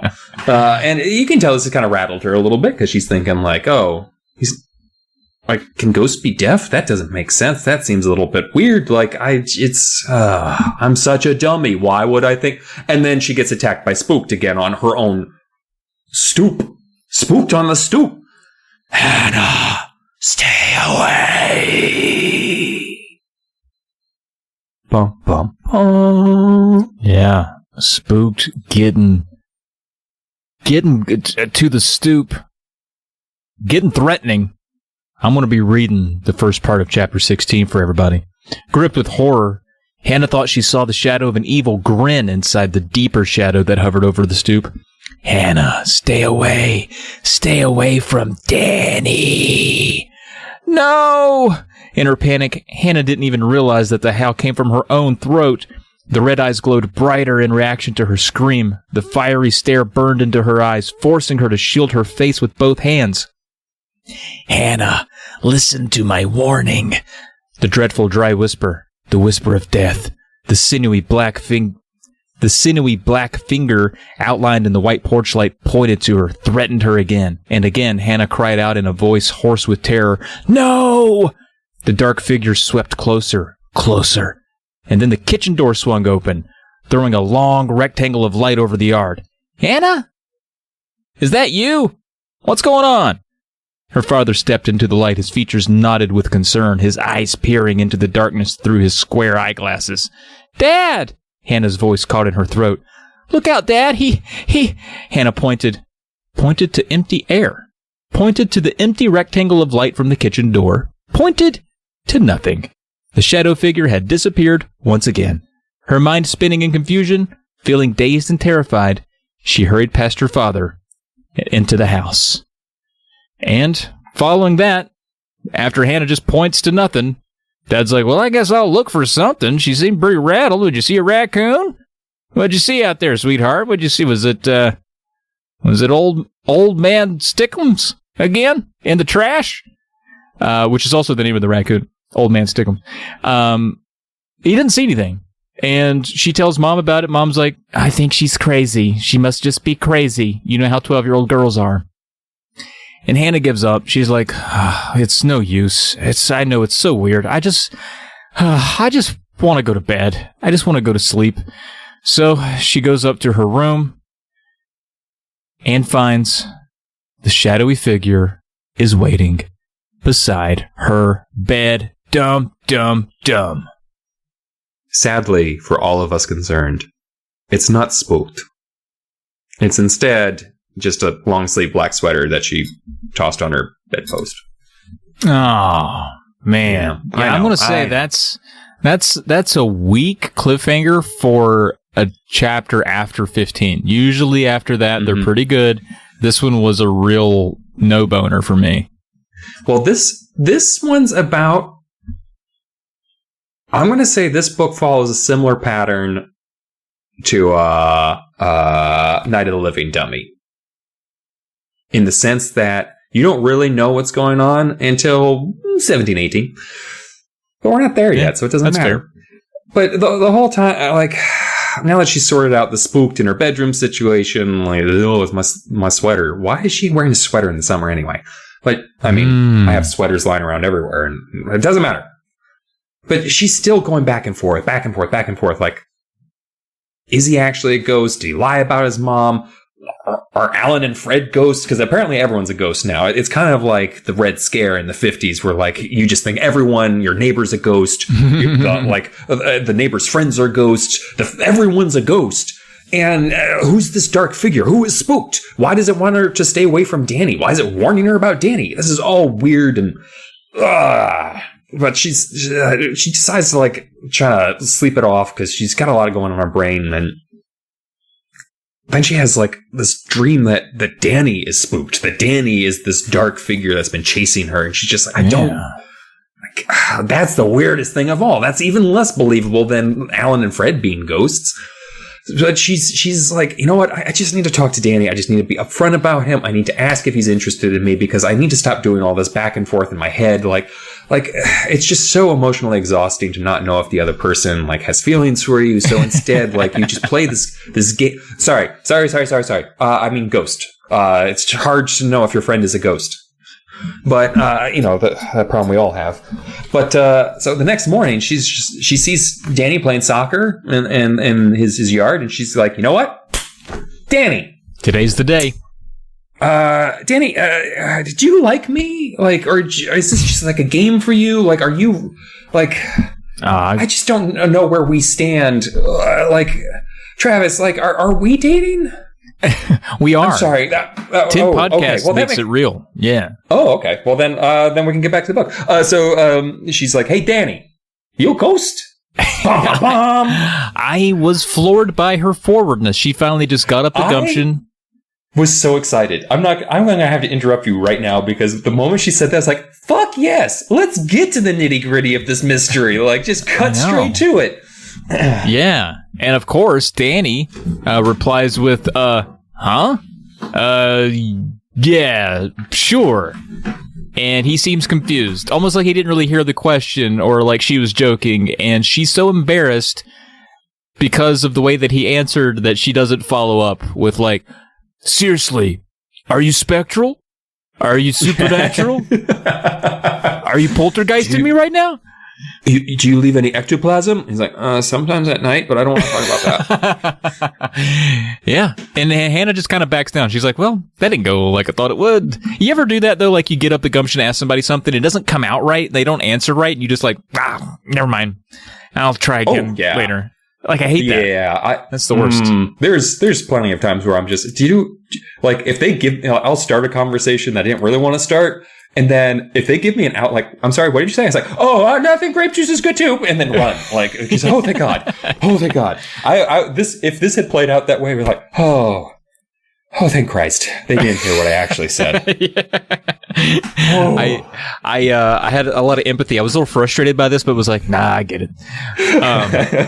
She does do some follow up a little bit though. She starts beating around the bush a little bit. She's staying on her thread. She says, well, okay, so what school do Alan and Fred go to? Why have I never seen them before? And Danny comes back with, why have they never seen you? Huh. Interesting. And then he says, you know what Alan and Fred want to do? They want to go back to Chesney's again. They want to go back there tonight. They want to get revenge on that old postmaster bastard. And she's like, ugh, I wouldn't do that. But they're playing kickball now. They're kicking the ball around. They're having a little bit of fun out in the yard. And Danny, as athletic as he is, magic off a roof, falls while kicking a soccer ball. Hannah goes over. I think she scores on him or something. They're playing a little bit of soccer ball. She manages to score. That's how I would phrase it. Yeah, and then she goes over, she dunks, and then she goes, soccer dunks, goes over to help him up. And when she reaches down to help him up, their hands go through each other's. Uh-oh. Bum, bum, bum. Is that not a euphemism? Because I say that when I like someone. I'm just like, oh, my hands went right through theirs. No? Is that? Okay. I don't think so. I've not seen it. No. But, like, Hannah is just like, jackpot! And I can I see her, I know she isn't described as doing this, but I see her definitely doing like fist raised in the air, like just super excited. She's like, I knew it. You're a ghost. And Danny is just like, whoa, whoa, whoa, whoa, whoa. Whoa. Because he sees this too. He's not even like saying like, hey, our hands didn't go through each other. I definitely don't feel about you that way. He's like, holy crap. And I love that you put this down because this is something I always get excited about when I read this in a Goosebumps book. I don't know why. But like, he's just like, he takes off not just his ball cap. He takes off his Cubs hat. He's just like, oh, boy, it's scratchy. It's like, yeah, another baseball. So far, we've had a Dodgers cap. Dodgers we've had and Cubs. I'm pretty sure there was another one, but I'm not actually paying attention that much. I was just excited. Be like, oh, Cubs fan. I thought you'd like that. I put that in there for you. Yeah, thank you. I appreciate that. Then Danny's, apparently, I guess, because I'm with you, this seems like a little abrupt and came out of nowhere, where Danny's just like, I guess we should figure out which one of us is the ghost, and just puts his hand through her chest. Through her chest. Doesn't go for the arm. Doesn't go for the arm or a leg. He reaches for one of her most formative parts of her young body. Don't do that, dude. No. Yeah. Well, maybe he doesn't know at this point that he's not supposed to touch a lady's chest without saying, hey, do you mind? You gotta know that. They teach you that. You know that. In 1993. You know that. You know you're not supposed to because you want to. That's how you know you shouldn't. That's true. Just like Hannah's just like, excuse you, and then she's like, oh shit. I mean, I shouldn't make assumptions about Danny's preferences. I'm just saying, like, you should know that's a no. That's a private part. They tell you all about that. It doesn't matter what your preferences are. You shouldn't be sticking your hands through your friends. At least that's what all my friends used to tell me. Yeah, don't reach for their chests. Not reach into them. Okay. So Danny proves the fact that not only is he not a ghost, he's also not brave because he just bails. I would have, holy shit, if this happened to me and I was able to put my hand in my friend, I would never leave that friend. I would be like, bro, we need to be best friends now. This is turning into weird phrasing, but... No, I'm with you, because now you have like, that's not a normal friend. That's a cool friend. Like, you can go through walls, dude. You could get us ice cream right now. I don't know if this was not the universal case for all children. It was probably only the case for maybe children that look like you or me, who are just like, I want to be the weird kid, but not the weird kid that can't control being the weird kid, but the weird kid that is like a ghost or have a cool talent that you could walk through. That would be sweet. That is awesome. And then Hannah, she's like, okay, he's scared of me. He put his hand through me. Oh, shit. Hannah's the ghost. Yeah. Bum. Who? You know, and a thing, too, about this is, I think, I don't know about it. Maybe you could tell us here now. As a kid, did this surprise you when you read this, or did you pick up on it pretty early? Because maybe I was looking for a twist, but this was not a surprise at all. You weren't surprised that she was... as a child, I was definitely surprised that it was Hannah who's I'm glad. Ghost. I figured R.L. Stein had the kids fooled, and that's good. So what's interesting for me is I remembered this twist, kind of like how I remembered there's a twist for Terror at Crystal Lake. What's the camp book we just did? Camp Nightmare? Welcome to Camp Nightmare? Yeah, I knew there was a twist. I didn't know what the exact twist was. Like, are they aliens? I can't remember. But for this one, I knew 100%. Oh, Hannah's dead. I know she's the ghost. And if I hadn't remembered that, I probably would have figured that out. Because she's invisible throughout the entire book. Like, no one acknowledges her. He drops a lot of hints about she doesn't get letters back. Miss Quilty doesn't acknowledge her. The guy that busts out of the store doesn't acknowledge her. Mr. Chesney never acknowledges her. No one hears her when she screams for them. So I was like, well, she's definitely the ghost. So when this happens, it's not really a surprise. But I'm glad the kids were fooled. That's good. That's important. Well, and part of this, too, is like I was saying with Night of the Living Dummy, the point of Night of the Living Dummy isn't the fact that there's an evil dummy. It's you think it's the wrong dummy the entire book, or the fact that that's a good first batch of crimes weren't Slappy or Mr. Murder or whatever the other dummy's name was.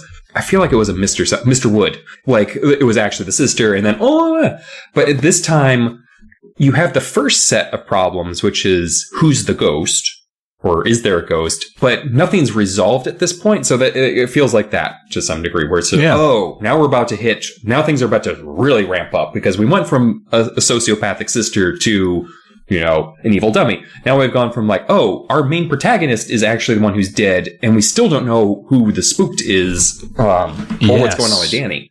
That's the thing too. I kept forgetting about the spooked. I'd be reading the book. I wasn't until Red Glowing Eyes. I'm like, oh yeah, right. Because I spent most of the book being like, now who's the ghost? Is he going to do a twisty twist? And maybe I've been baited into believing I'm right the whole time, and then he's going to flip it on me. Because R.L. Stine, he's clever enough to do that. Mm-hmm. But at any rate, all right, we're going to break into chapter 20 here. I just wanted to check to see where we were in terms of expectations on that. So she realizes she's the ghost. So she's on her way back home because she's like, shit, I didn't think that it was me. That's weird. She's trying to think of all the things that have happened to her, and she's like, well, yeah, I guess it's making sense. As she gets back to her house, she sees Mrs. Quilty, that neighbor lady that didn't acknowledge her earlier because she was gardening, and seems like a nice lady. And she's talking to another woman just outside of Hannah's house. They're kind of standing at the foot of her driveway. They're pointing at Hannah's house, and they're having a conversation. And Hannah gets close enough to where she can hear them. And they say, she hears them say, that house there, that's been vacant for 5 years, ever since the fire. That house burned down. And Hannah's like, that's not right. What? Yeah, the house is burned down, and it's been rebuilt, but they rebuilt it and no one moved in. It's a real shame what happened there. Big tragedy. The whole family died. There was a girl and two young boys, and it's like, dang, that sounds like Hannah's family. Hannah's a girl, just two twin brothers. Interesting. Hannah realizes then at that point that her dream wasn't a dream. Now, I read the book a bit scattered. It takes me a few days because I take notes. It takes me, I do it while I'm kind of in between work. I kind of forgotten about the dream at the very beginning of the book when this was mentioned. And so I really did have it oh shit. Okay. So the dream was the thing. So that was a cool moment. Hannah realizes again that this dream wasn't a dream, and she sobs. So this becomes very sad at this point because she realizes that she's dead. This chapter is gutting to me. It's rough. Yeah. Genuinely, this is the chapter, the hospital chapter, or the, there was one recently. I think it was in Camp Nightmare. I forget what the description was, though, but it was something that's just that's just sad and makes me feel unhappy. Yes. In a good way. But I can't remember what that is. But anyway.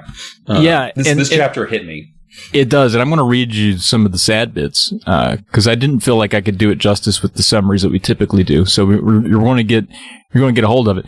But they say that it was the kids' fault. They didn't put a campfire out before they went to bed. And what's interesting is in that letter to Janie earlier in the book, Hannah mentions that her and her brothers had fun out at a campfire the night before. So to her, this 5 years ago was the night before. This 5 years is kind of missing. She was dead, and then she, I guess, didn't arrive as a ghost. She just kind of appeared when our book started, more or less, after this dream. So just wanted to paint that picture there. And then here we have from the book, it says, this is Miss Quilty. Yes, the kids had some kind of campfire out back behind the garage, Mrs. Quilty continued. And when they went inside, they didn't put it out completely. The house caught fire after they had gone to sleep. It spread so quickly. Hannah saw the two women peering thoughtfully at the house from their position on the driveway. They were shaking their heads. The house was gutted and completely rebuilt, Miss Quilty was saying, but no one ever moved in. It's been 5 years. Can you imagine? I've been dead for 5 years, Hannah thought, letting the tears roll down her cheeks. No wonder I didn't know Danny or his friends. No wonder I haven't gotten any letters from Janie. No wonder I haven't gotten any letters from Janie. No wonder I haven't heard from any of my friends. I've been dead for 5 years. Now, Hannah understood why sometimes time seemed to stand still and sometimes it floated by so quickly. Ghosts come and go, she thought sadly. Sometimes I'm solid enough to ride a bike or kick a soccer ball. And sometimes I'm so flimsy, someone's hand goes right through me. Hannah watched the two women make their way down the block until they disappeared from view. Clinging to the tree trunk, she made no attempt to move. It was all beginning to make sense to Hannah. The dreamlike summer days, the loneliness, the feeling that something wasn't right. But what about Mom and Dad? She asked herself, pushing herself away from the tree. What about the twins? Do they know? Do they know that we're all ghosts? Mom! She shouted, running for the front door. Mom! She burst into the house and ran through the hall to the kitchen. Mom, where are you? Bill, Herb! Silence. No one there. They were all gone. Dumb. House is empty. No furniture. No clothes. No family. No one's there. There's never even a sign that anyone's been there. So, like, all the breakfasts they've had, all the times that she said, like, oh, this has been lying on my bedpost, or either, like, they imagined it and just went through their daily lives, but there's nothing there. And she's desperately lonely, just wants to talk to someone, but the phones are dead, obviously, because she finds, like, one phone that's still attached. I'm assuming it's the ubiquitous yellow kitchen phone, because I feel like it comes with the house, right? Does. That comes with the house. With a 90s house, yeah. But once it's dead, she just collapses and starts crying, and then falls asleep crying on the floor of her empty house. Desperately sad moment in an R.L. Stine book for kids. Terribly sad. I mean, it's written like sadder than I can summarize it. It's terrible. So she wakes up, or you put comes to, and like I guess like that makes as much sense because she's a ghost. Like it becomes hard to describe. Yeah, there is a time. There's kind of a time jump there too, because she talks about how time is kind of weird because she loosey goosey. She falls asleep.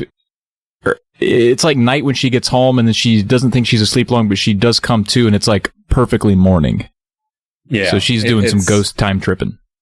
Mm-hmm. And it's funny too because that kind of time shifts are so natural in books that you'll see that happen in the story now that you're looking for it as being like, oh, that's not actually a transition. Something like we just skipped that section, basically. That's a good point. So it's interesting that he's kind of leaning into something that you kind of adapt to when you read a book anyway. But she comes to and she sees Danny outside on his bike, and she calls after him. And apparently he's still like, it's a 12-year-old girl, dude. Like, this is why I don't find the Shining scary. It's like the twin girls in The Shining don't scare me. It's like they're ghost children. What are they going to do to you? Be scary and British? Woo! But it's like just seeing ghosts isn't necessarily a scary thing to me. But Danny apparently just loves The Shining and screams and takes off. But she's still getting these premonitions, and I think the premonitions are why I'm going to use the premonitions to fill in a couple of plot holes, like why she jumps so close. I love it when you do this. She goes so quickly to Ghost, and I think that's the premonition. I think some part of her is aware of what's going on, like especially when we get to the end of the book, and it seems like she's been sent on a supernatural mission. Like I feel like she knows as much as she needs to know, and so this premonition thing is like pushing her forward to be like Ghost, and I think that's why she jumped to that like chapter 7. Right, it's a bit divine. You're thinking, yeah. So she feels like he's going with Alan and Fred. Alan and Fred are bad news, and that they're going to go to Chesney's. So she follows after him, and she sees the little cluster of hooligans out front, and Danny's out there, and he's apparently had some spinach, a couple vitamins, because he just, like, I'd be worried about any trees that are near Danny, because he just rips this thing right out of the ground, as if a whole town of undead is coming after him. An old deadfall's tree, yeah. Fred is, like, parading around in the yard. I'm assuming he's doing kind of like a Stanley Cup trophy hoist. Right, just that's what I raising it over his head. So far, not great. They're committing a crime, but at least there's no Chesney there with a shotgun, or like Chesney's not even there. But she thinks she sees like a shadowy figure, but we know who shadowy figures are. They're spooked. Then this is when things become like, this is where I think you and I will agree, even if they're not as bad or equal to as bad as the twins and Monster Blood, these are some bad kids. These are some bad hombres. Oh yeah. Because she sees Alan light a match. And maybe he just needs a light to see, and this is before cell phones and you use your screen to light everything up. So he's got a match. Could have used a flashlight. Those did exist, but That is true. I used to have those little keychain lights all the time. Yeah. You pressed it, and you could light it up. And that was kind of like my parents. Like, oh, are you scared at the dark? Yeah. My parents aren't from Boston. Or they've only been to Boston once. I don't know why I gave them a Boston accent. For my wedding. So, like, that's how much to Boston they've been. But, so she sees them light a match. They run around the side of the house, doing a good job keeping that match covered, I guess. Because, like, you can't just run with a match. I know. I imagined the whole time I was like, that match is out 2 steps in, right? Especially since he probably got handfuls of like just a match lit in each knuckle, and he's just like, oh! And they run around the side of the house, and they enter through a big window, and Hannah's just like, gotta use my ghostly powers to intervene. And then something grabs her leg, which is concerning for multiple reasons, because she's a ghost, and she's aware of being a ghost, so I feel like things can't really grab her anymore. But maybe she doesn't know her powers yet? Dun dun dun. You're right. It is weird that sometimes she's grabby, sometimes she's I mean, she says as sometimes, much. She says it's flimsy out here. Tries to put their hand on her chest, and she's like, no, thank you, sir. Yeah, she goes touch the inside of my chest.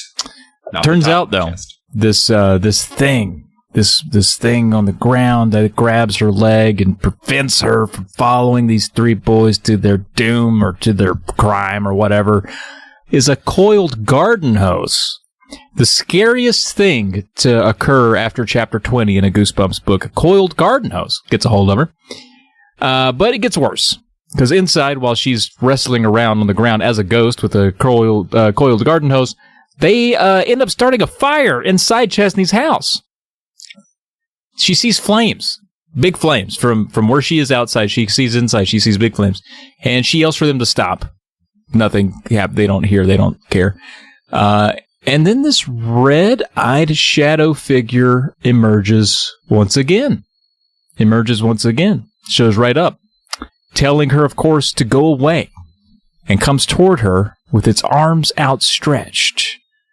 Uh-oh. Bum, bum, bum. It's Alan and Fred. And they book it out of the window, and they actually see Hannah, and they're like, huh! We don't know your name, but Danny's trapped in there, so you should go get him. Bye! And Alan's like, oh, we didn't mean to. We had the matches. And it's like, what were you meaning to do with a box of matches inside someone's house that you didn't mean to burn it down? Like, right? And it's also weird to me that Alan and Fred can see her, too. Sometimes she's invisible, and sometimes she isn't. It's strange. She's tangible. She's tangible enough to touch a hose, so we have to assume she's tangible enough to be seen at this point in time. Yeah, okay. By those 2 dipstick boys. And again, divine purpose. Is this like an episode of Quantum Leap? What are we doing here? But Hannah is. I mean, she knows she's dead, so I don't know if this is brave or not. She hasn't really adjusted to being dead, so I feel like this is still brave for her to be like, I need to get in that house. I have to save Danny, she thought. She took a deep breath, gazing up at the flickering, flashing light of the fire. Then she started towards the open window. Before she could take a step, the light from the window disappeared. The shadow rose in front of her. Hannah! Go away! Its frightening, harsh whisper was so close to her face. Go away! No! Hannah screamed, forgetting her fear. I have to save Danny! You will not save him, came the raspy reply. The dark figure, eyes afire, hovered over her, blocking Hannah's path to the window. Let me go, she screamed. I have to save him!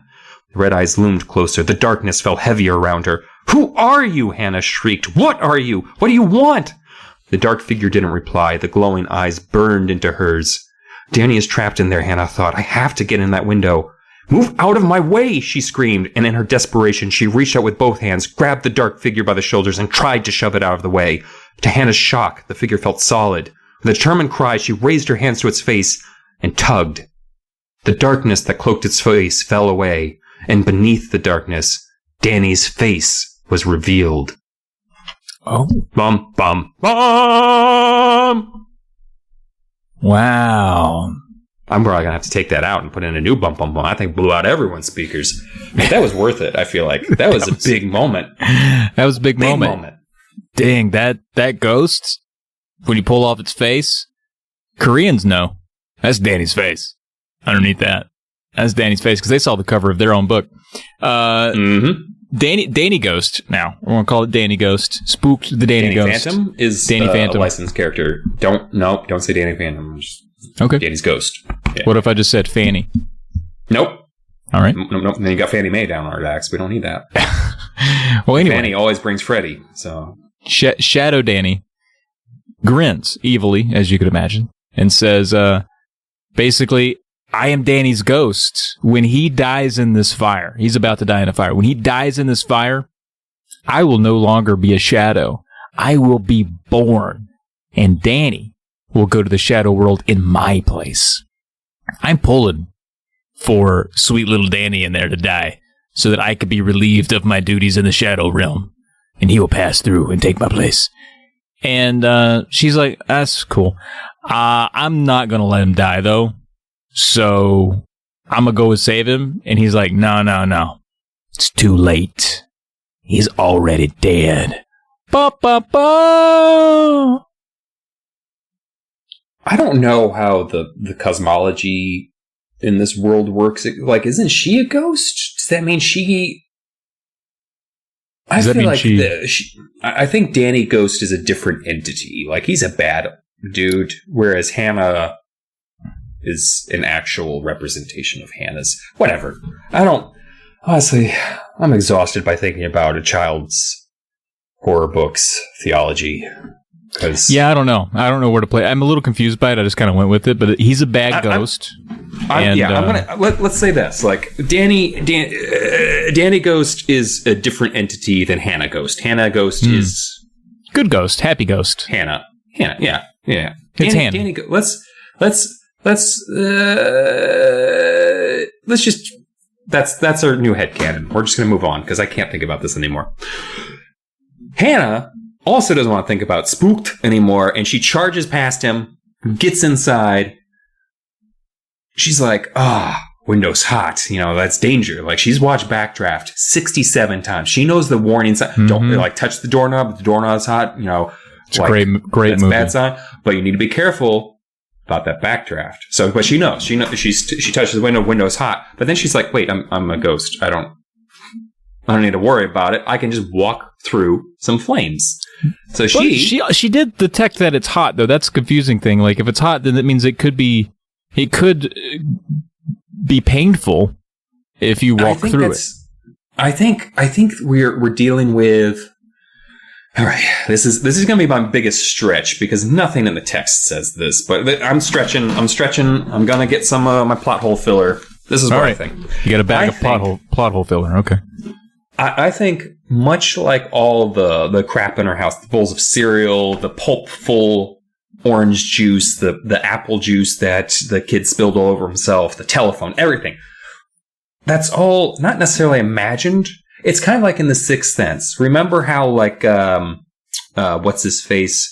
The dead guy. He moves through his life, but he doesn't notice that he's not actually moving through his life. It's all like vignettes and pieces, and he thinks he has objects, but they're things that he's making for himself. I feel like that's what this... You've never seen Sixth Sense? As I got dead?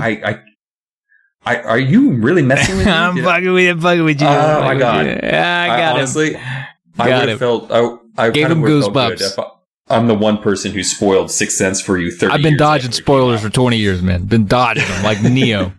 Not enough to want to see the movie. You're just like, no, I don't want to know what happens, but I don't want to watch it either. Does that make sense? No, it absolutely does not. But no, I think I got you. I'm just going. I think it's good if we leave it at that. It's almost psychological. Like, she thinks she feels hot, so she feels hot, but she's like, oh wait, I'm a ghost. So she goes to the flames, gets Danny. Then she's like, but I need to hold him again. Grab him, pulls him, gets him to the fire, forgets that he still feels pain. So I'm imagining she's just dragging him over. Right, while embers. He's screaming and on fire. Like, He's just like, it doesn't hurt, you big baby. Like, just the whole time. I'm a ghost. I'm touching you. You're basically a ghost by contact. I'm going to assume she has the strength of both of the children and Welcome to Dead House and just lifts him up over her head and just chucks him out the window because she's a ghost and just like... But she wants to do kind of a cool... She doesn't want to walk through the wall because that doesn't necessarily play out well. So she does kind of a cool floaty vault through the window. You can see what I'm doing. Yeah, so she's got her hand on the sill. She just does a nice little vault through, lands in the grass silently, but slower than gravity would fall. So she'd be like, she just kind of vaults and then does a slow float. She's like, Danny, how you feeling? He's covered in burns. He's upset. Dude, he is so close to death. She drug him through a fire that only a ghost could walk through. As we do know, it's not actually burns that kills most people in fires. It's actually the smoke inhalation. It's actually the smoke. But as she gets him out, Spooked disappears. He vanishes into the flames themselves. And Danny turns to her. I guess he's like, thank you for saving me. And she's just like...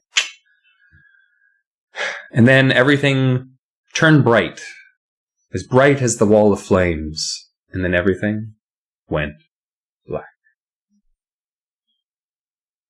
Bum, bum, bum. Wow, that sounds like it's the end, but it isn't. Because we have to know what happens to Danny. Well, of course, he's treated for his burns. He got a lot of them. He's treated for them and sent home. It seems like he was only in there a day. I was imagining more burns for Danny, but it seems like maybe he wasn't even really trapped in that house, and he was just... Sleeping on the floor. Sleeping on the floor near a match. But anyway. We never find out how much damage was done, by the way. Yeah, we don't. Did the house burn down? What did he do in that house? Did Chesney ever... Was he in there? Did he die in there? We don't know. I hope so. So, Danny's mom... Now, here's an interesting thing. Danny's mom and Miss Quilty are talking to him while he's in bed. Which is an interesting thing for Mrs. Anderson to do because she's verifiably deaf. And it doesn't ever come up through this conversation she has. Although it does say she turns to read lips at one point. There's a lot of conversation going on. So, anyway, take that for what it is. But they're talking to him, and Mom asks Danny, like, hey, dude, how did you get out of the house? It was super, super burny. She didn't say that, but it looked like it was about to be a real serious deal. How'd you get out of there? And he says, oh, Hannah, the girl next door helped me. And Miss Quilty helps confirm with Miss Anderson. She's like, yeah, no girl lives next door, especially not one named Hannah. Not anymore, because Hannah used to, but she died 5 years ago. Seems like Danny might need a little bit of rest. He might be a little burned out, you know what I'm saying? And Hannah is in the room watching this go on. She witnessing this conversation. No one can see her somehow now, suddenly, for some reason. Not even Danny. And to Hannah, the world starts to fade a little bit. Everyone starts turning gray, kind of reminiscent of the old Invisible book that we went through. Everyone starts turning gray. And thinking about it, Hannah's like, well, I reckon my family came back after 5 years just for me to save Danny.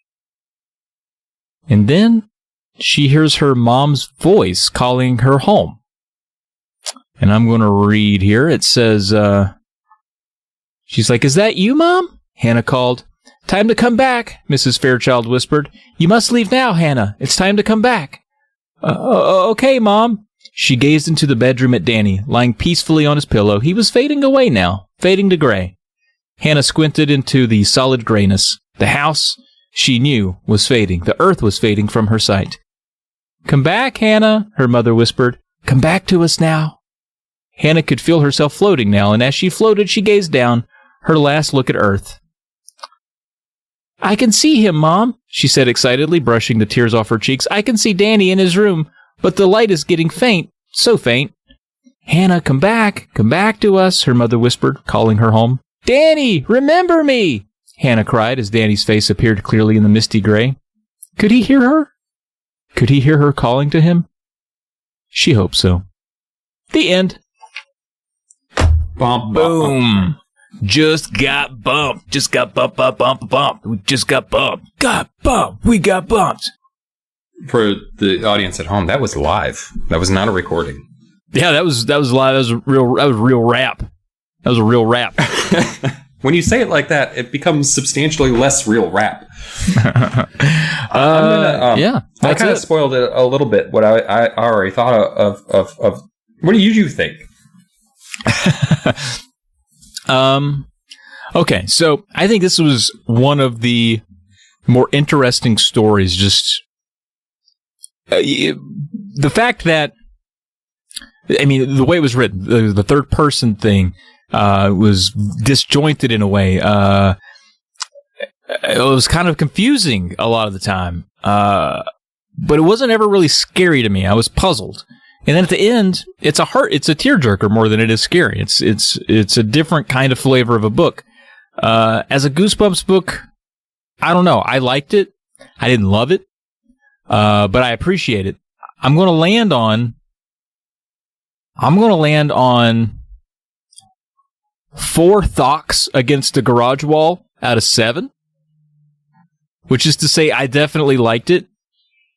But it's not spooky. It wouldn't be something I would gravitate toward because it made me feel. It made me sad, which is okay, but being sad is not fun. I'm going to say this is still one of my favorites. This is kind of like what I was talking about with I will start remembering the names of these books at some point. The Curse of the Mummy's Tomb. I feel like I keep harping on the fact that I feel like The Curse of the Mummy's Tomb was a interestingly written Goosebumps because of how dense the narrative was. This one also has a very dense narrative, although it does a better job of being fun to read. Not fun to read, but good to read. It's good to read it. And I agree it's more sad and heartbreaking in places than the other bumps. But it's a real old yeller.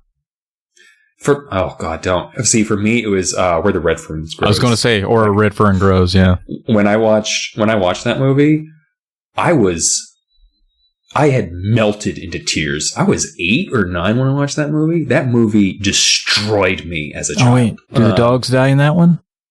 I've not seen it. You just don't make me relive this again. I'm doing it again. One of them dies from being sad, Travis. One of the dogs dies from being sad. That's how I felt reading this book. I wanted to die because it was so sad. For me, horror is not just about being scared. It's about facing these situations that are uncomfortable for us. And sometimes that's about facing death. So the fact that it's sadder more than scary doesn't deter me from saying this is a good bumper, I guess. It's a different type of bumper, but I feel like it's a very good bumper. I think you're right too. It's not a lot like his other. This was not funny ever. I feel like there was never a point in there where I was just like it was chuckalicious.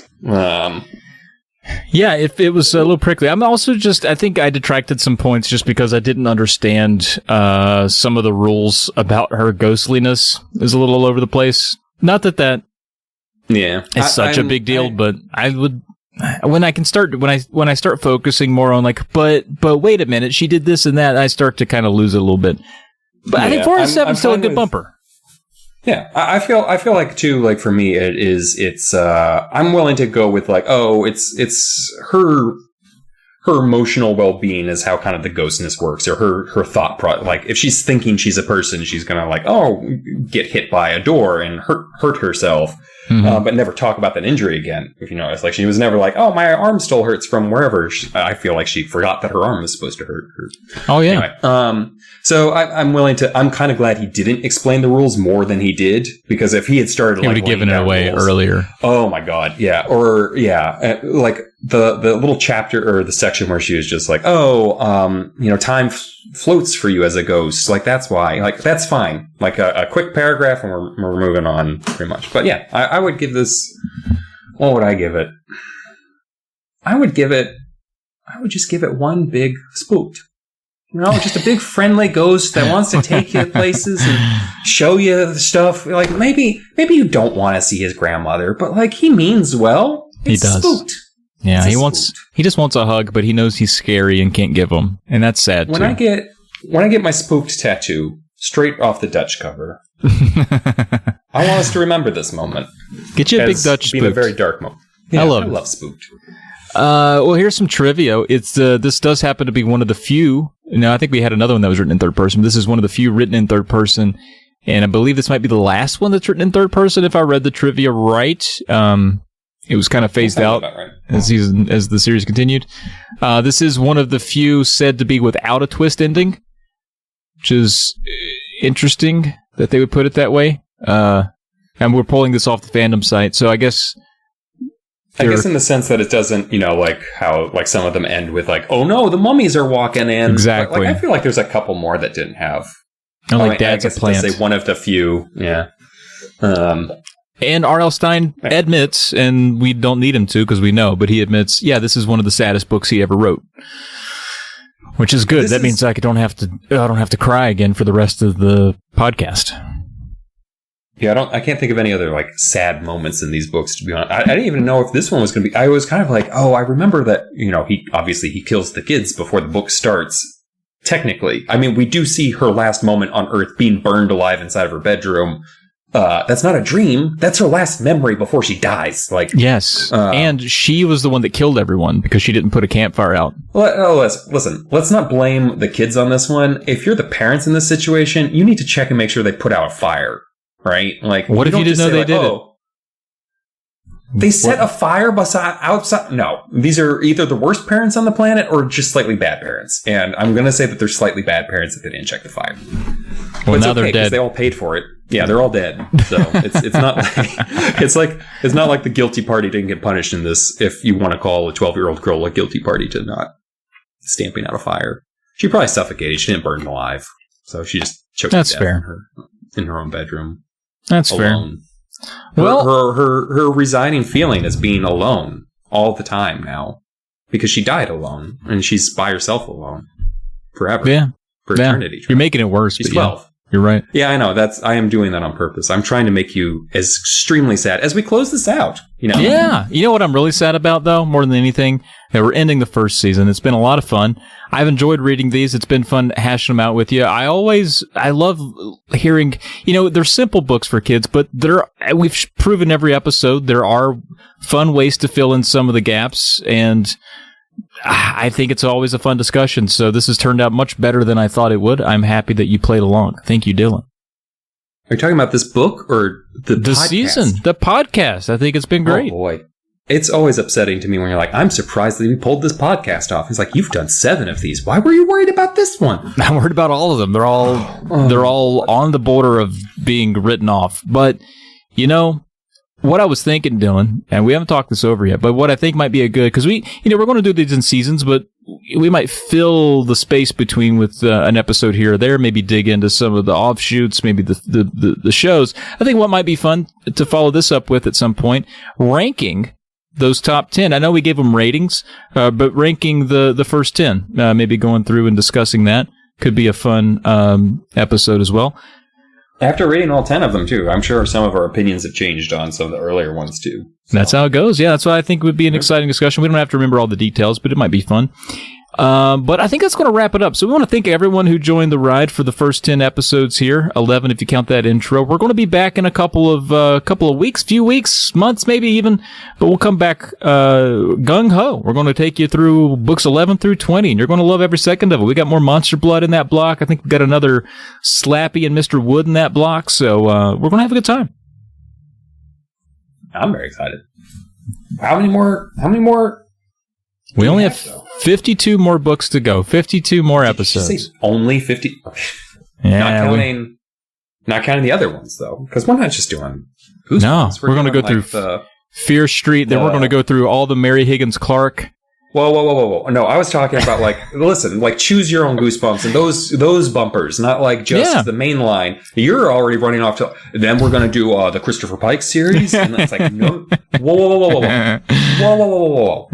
We do have to do We Got Hospital. Oh, we do. Yeah, we said that on air. We have to do it, otherwise someone will take our idea and do their own General Hospital. I bet you. The first thing we're going to do is see how many cleverly named General Hospital podcasts there are, and if there aren't many, we are going to do one.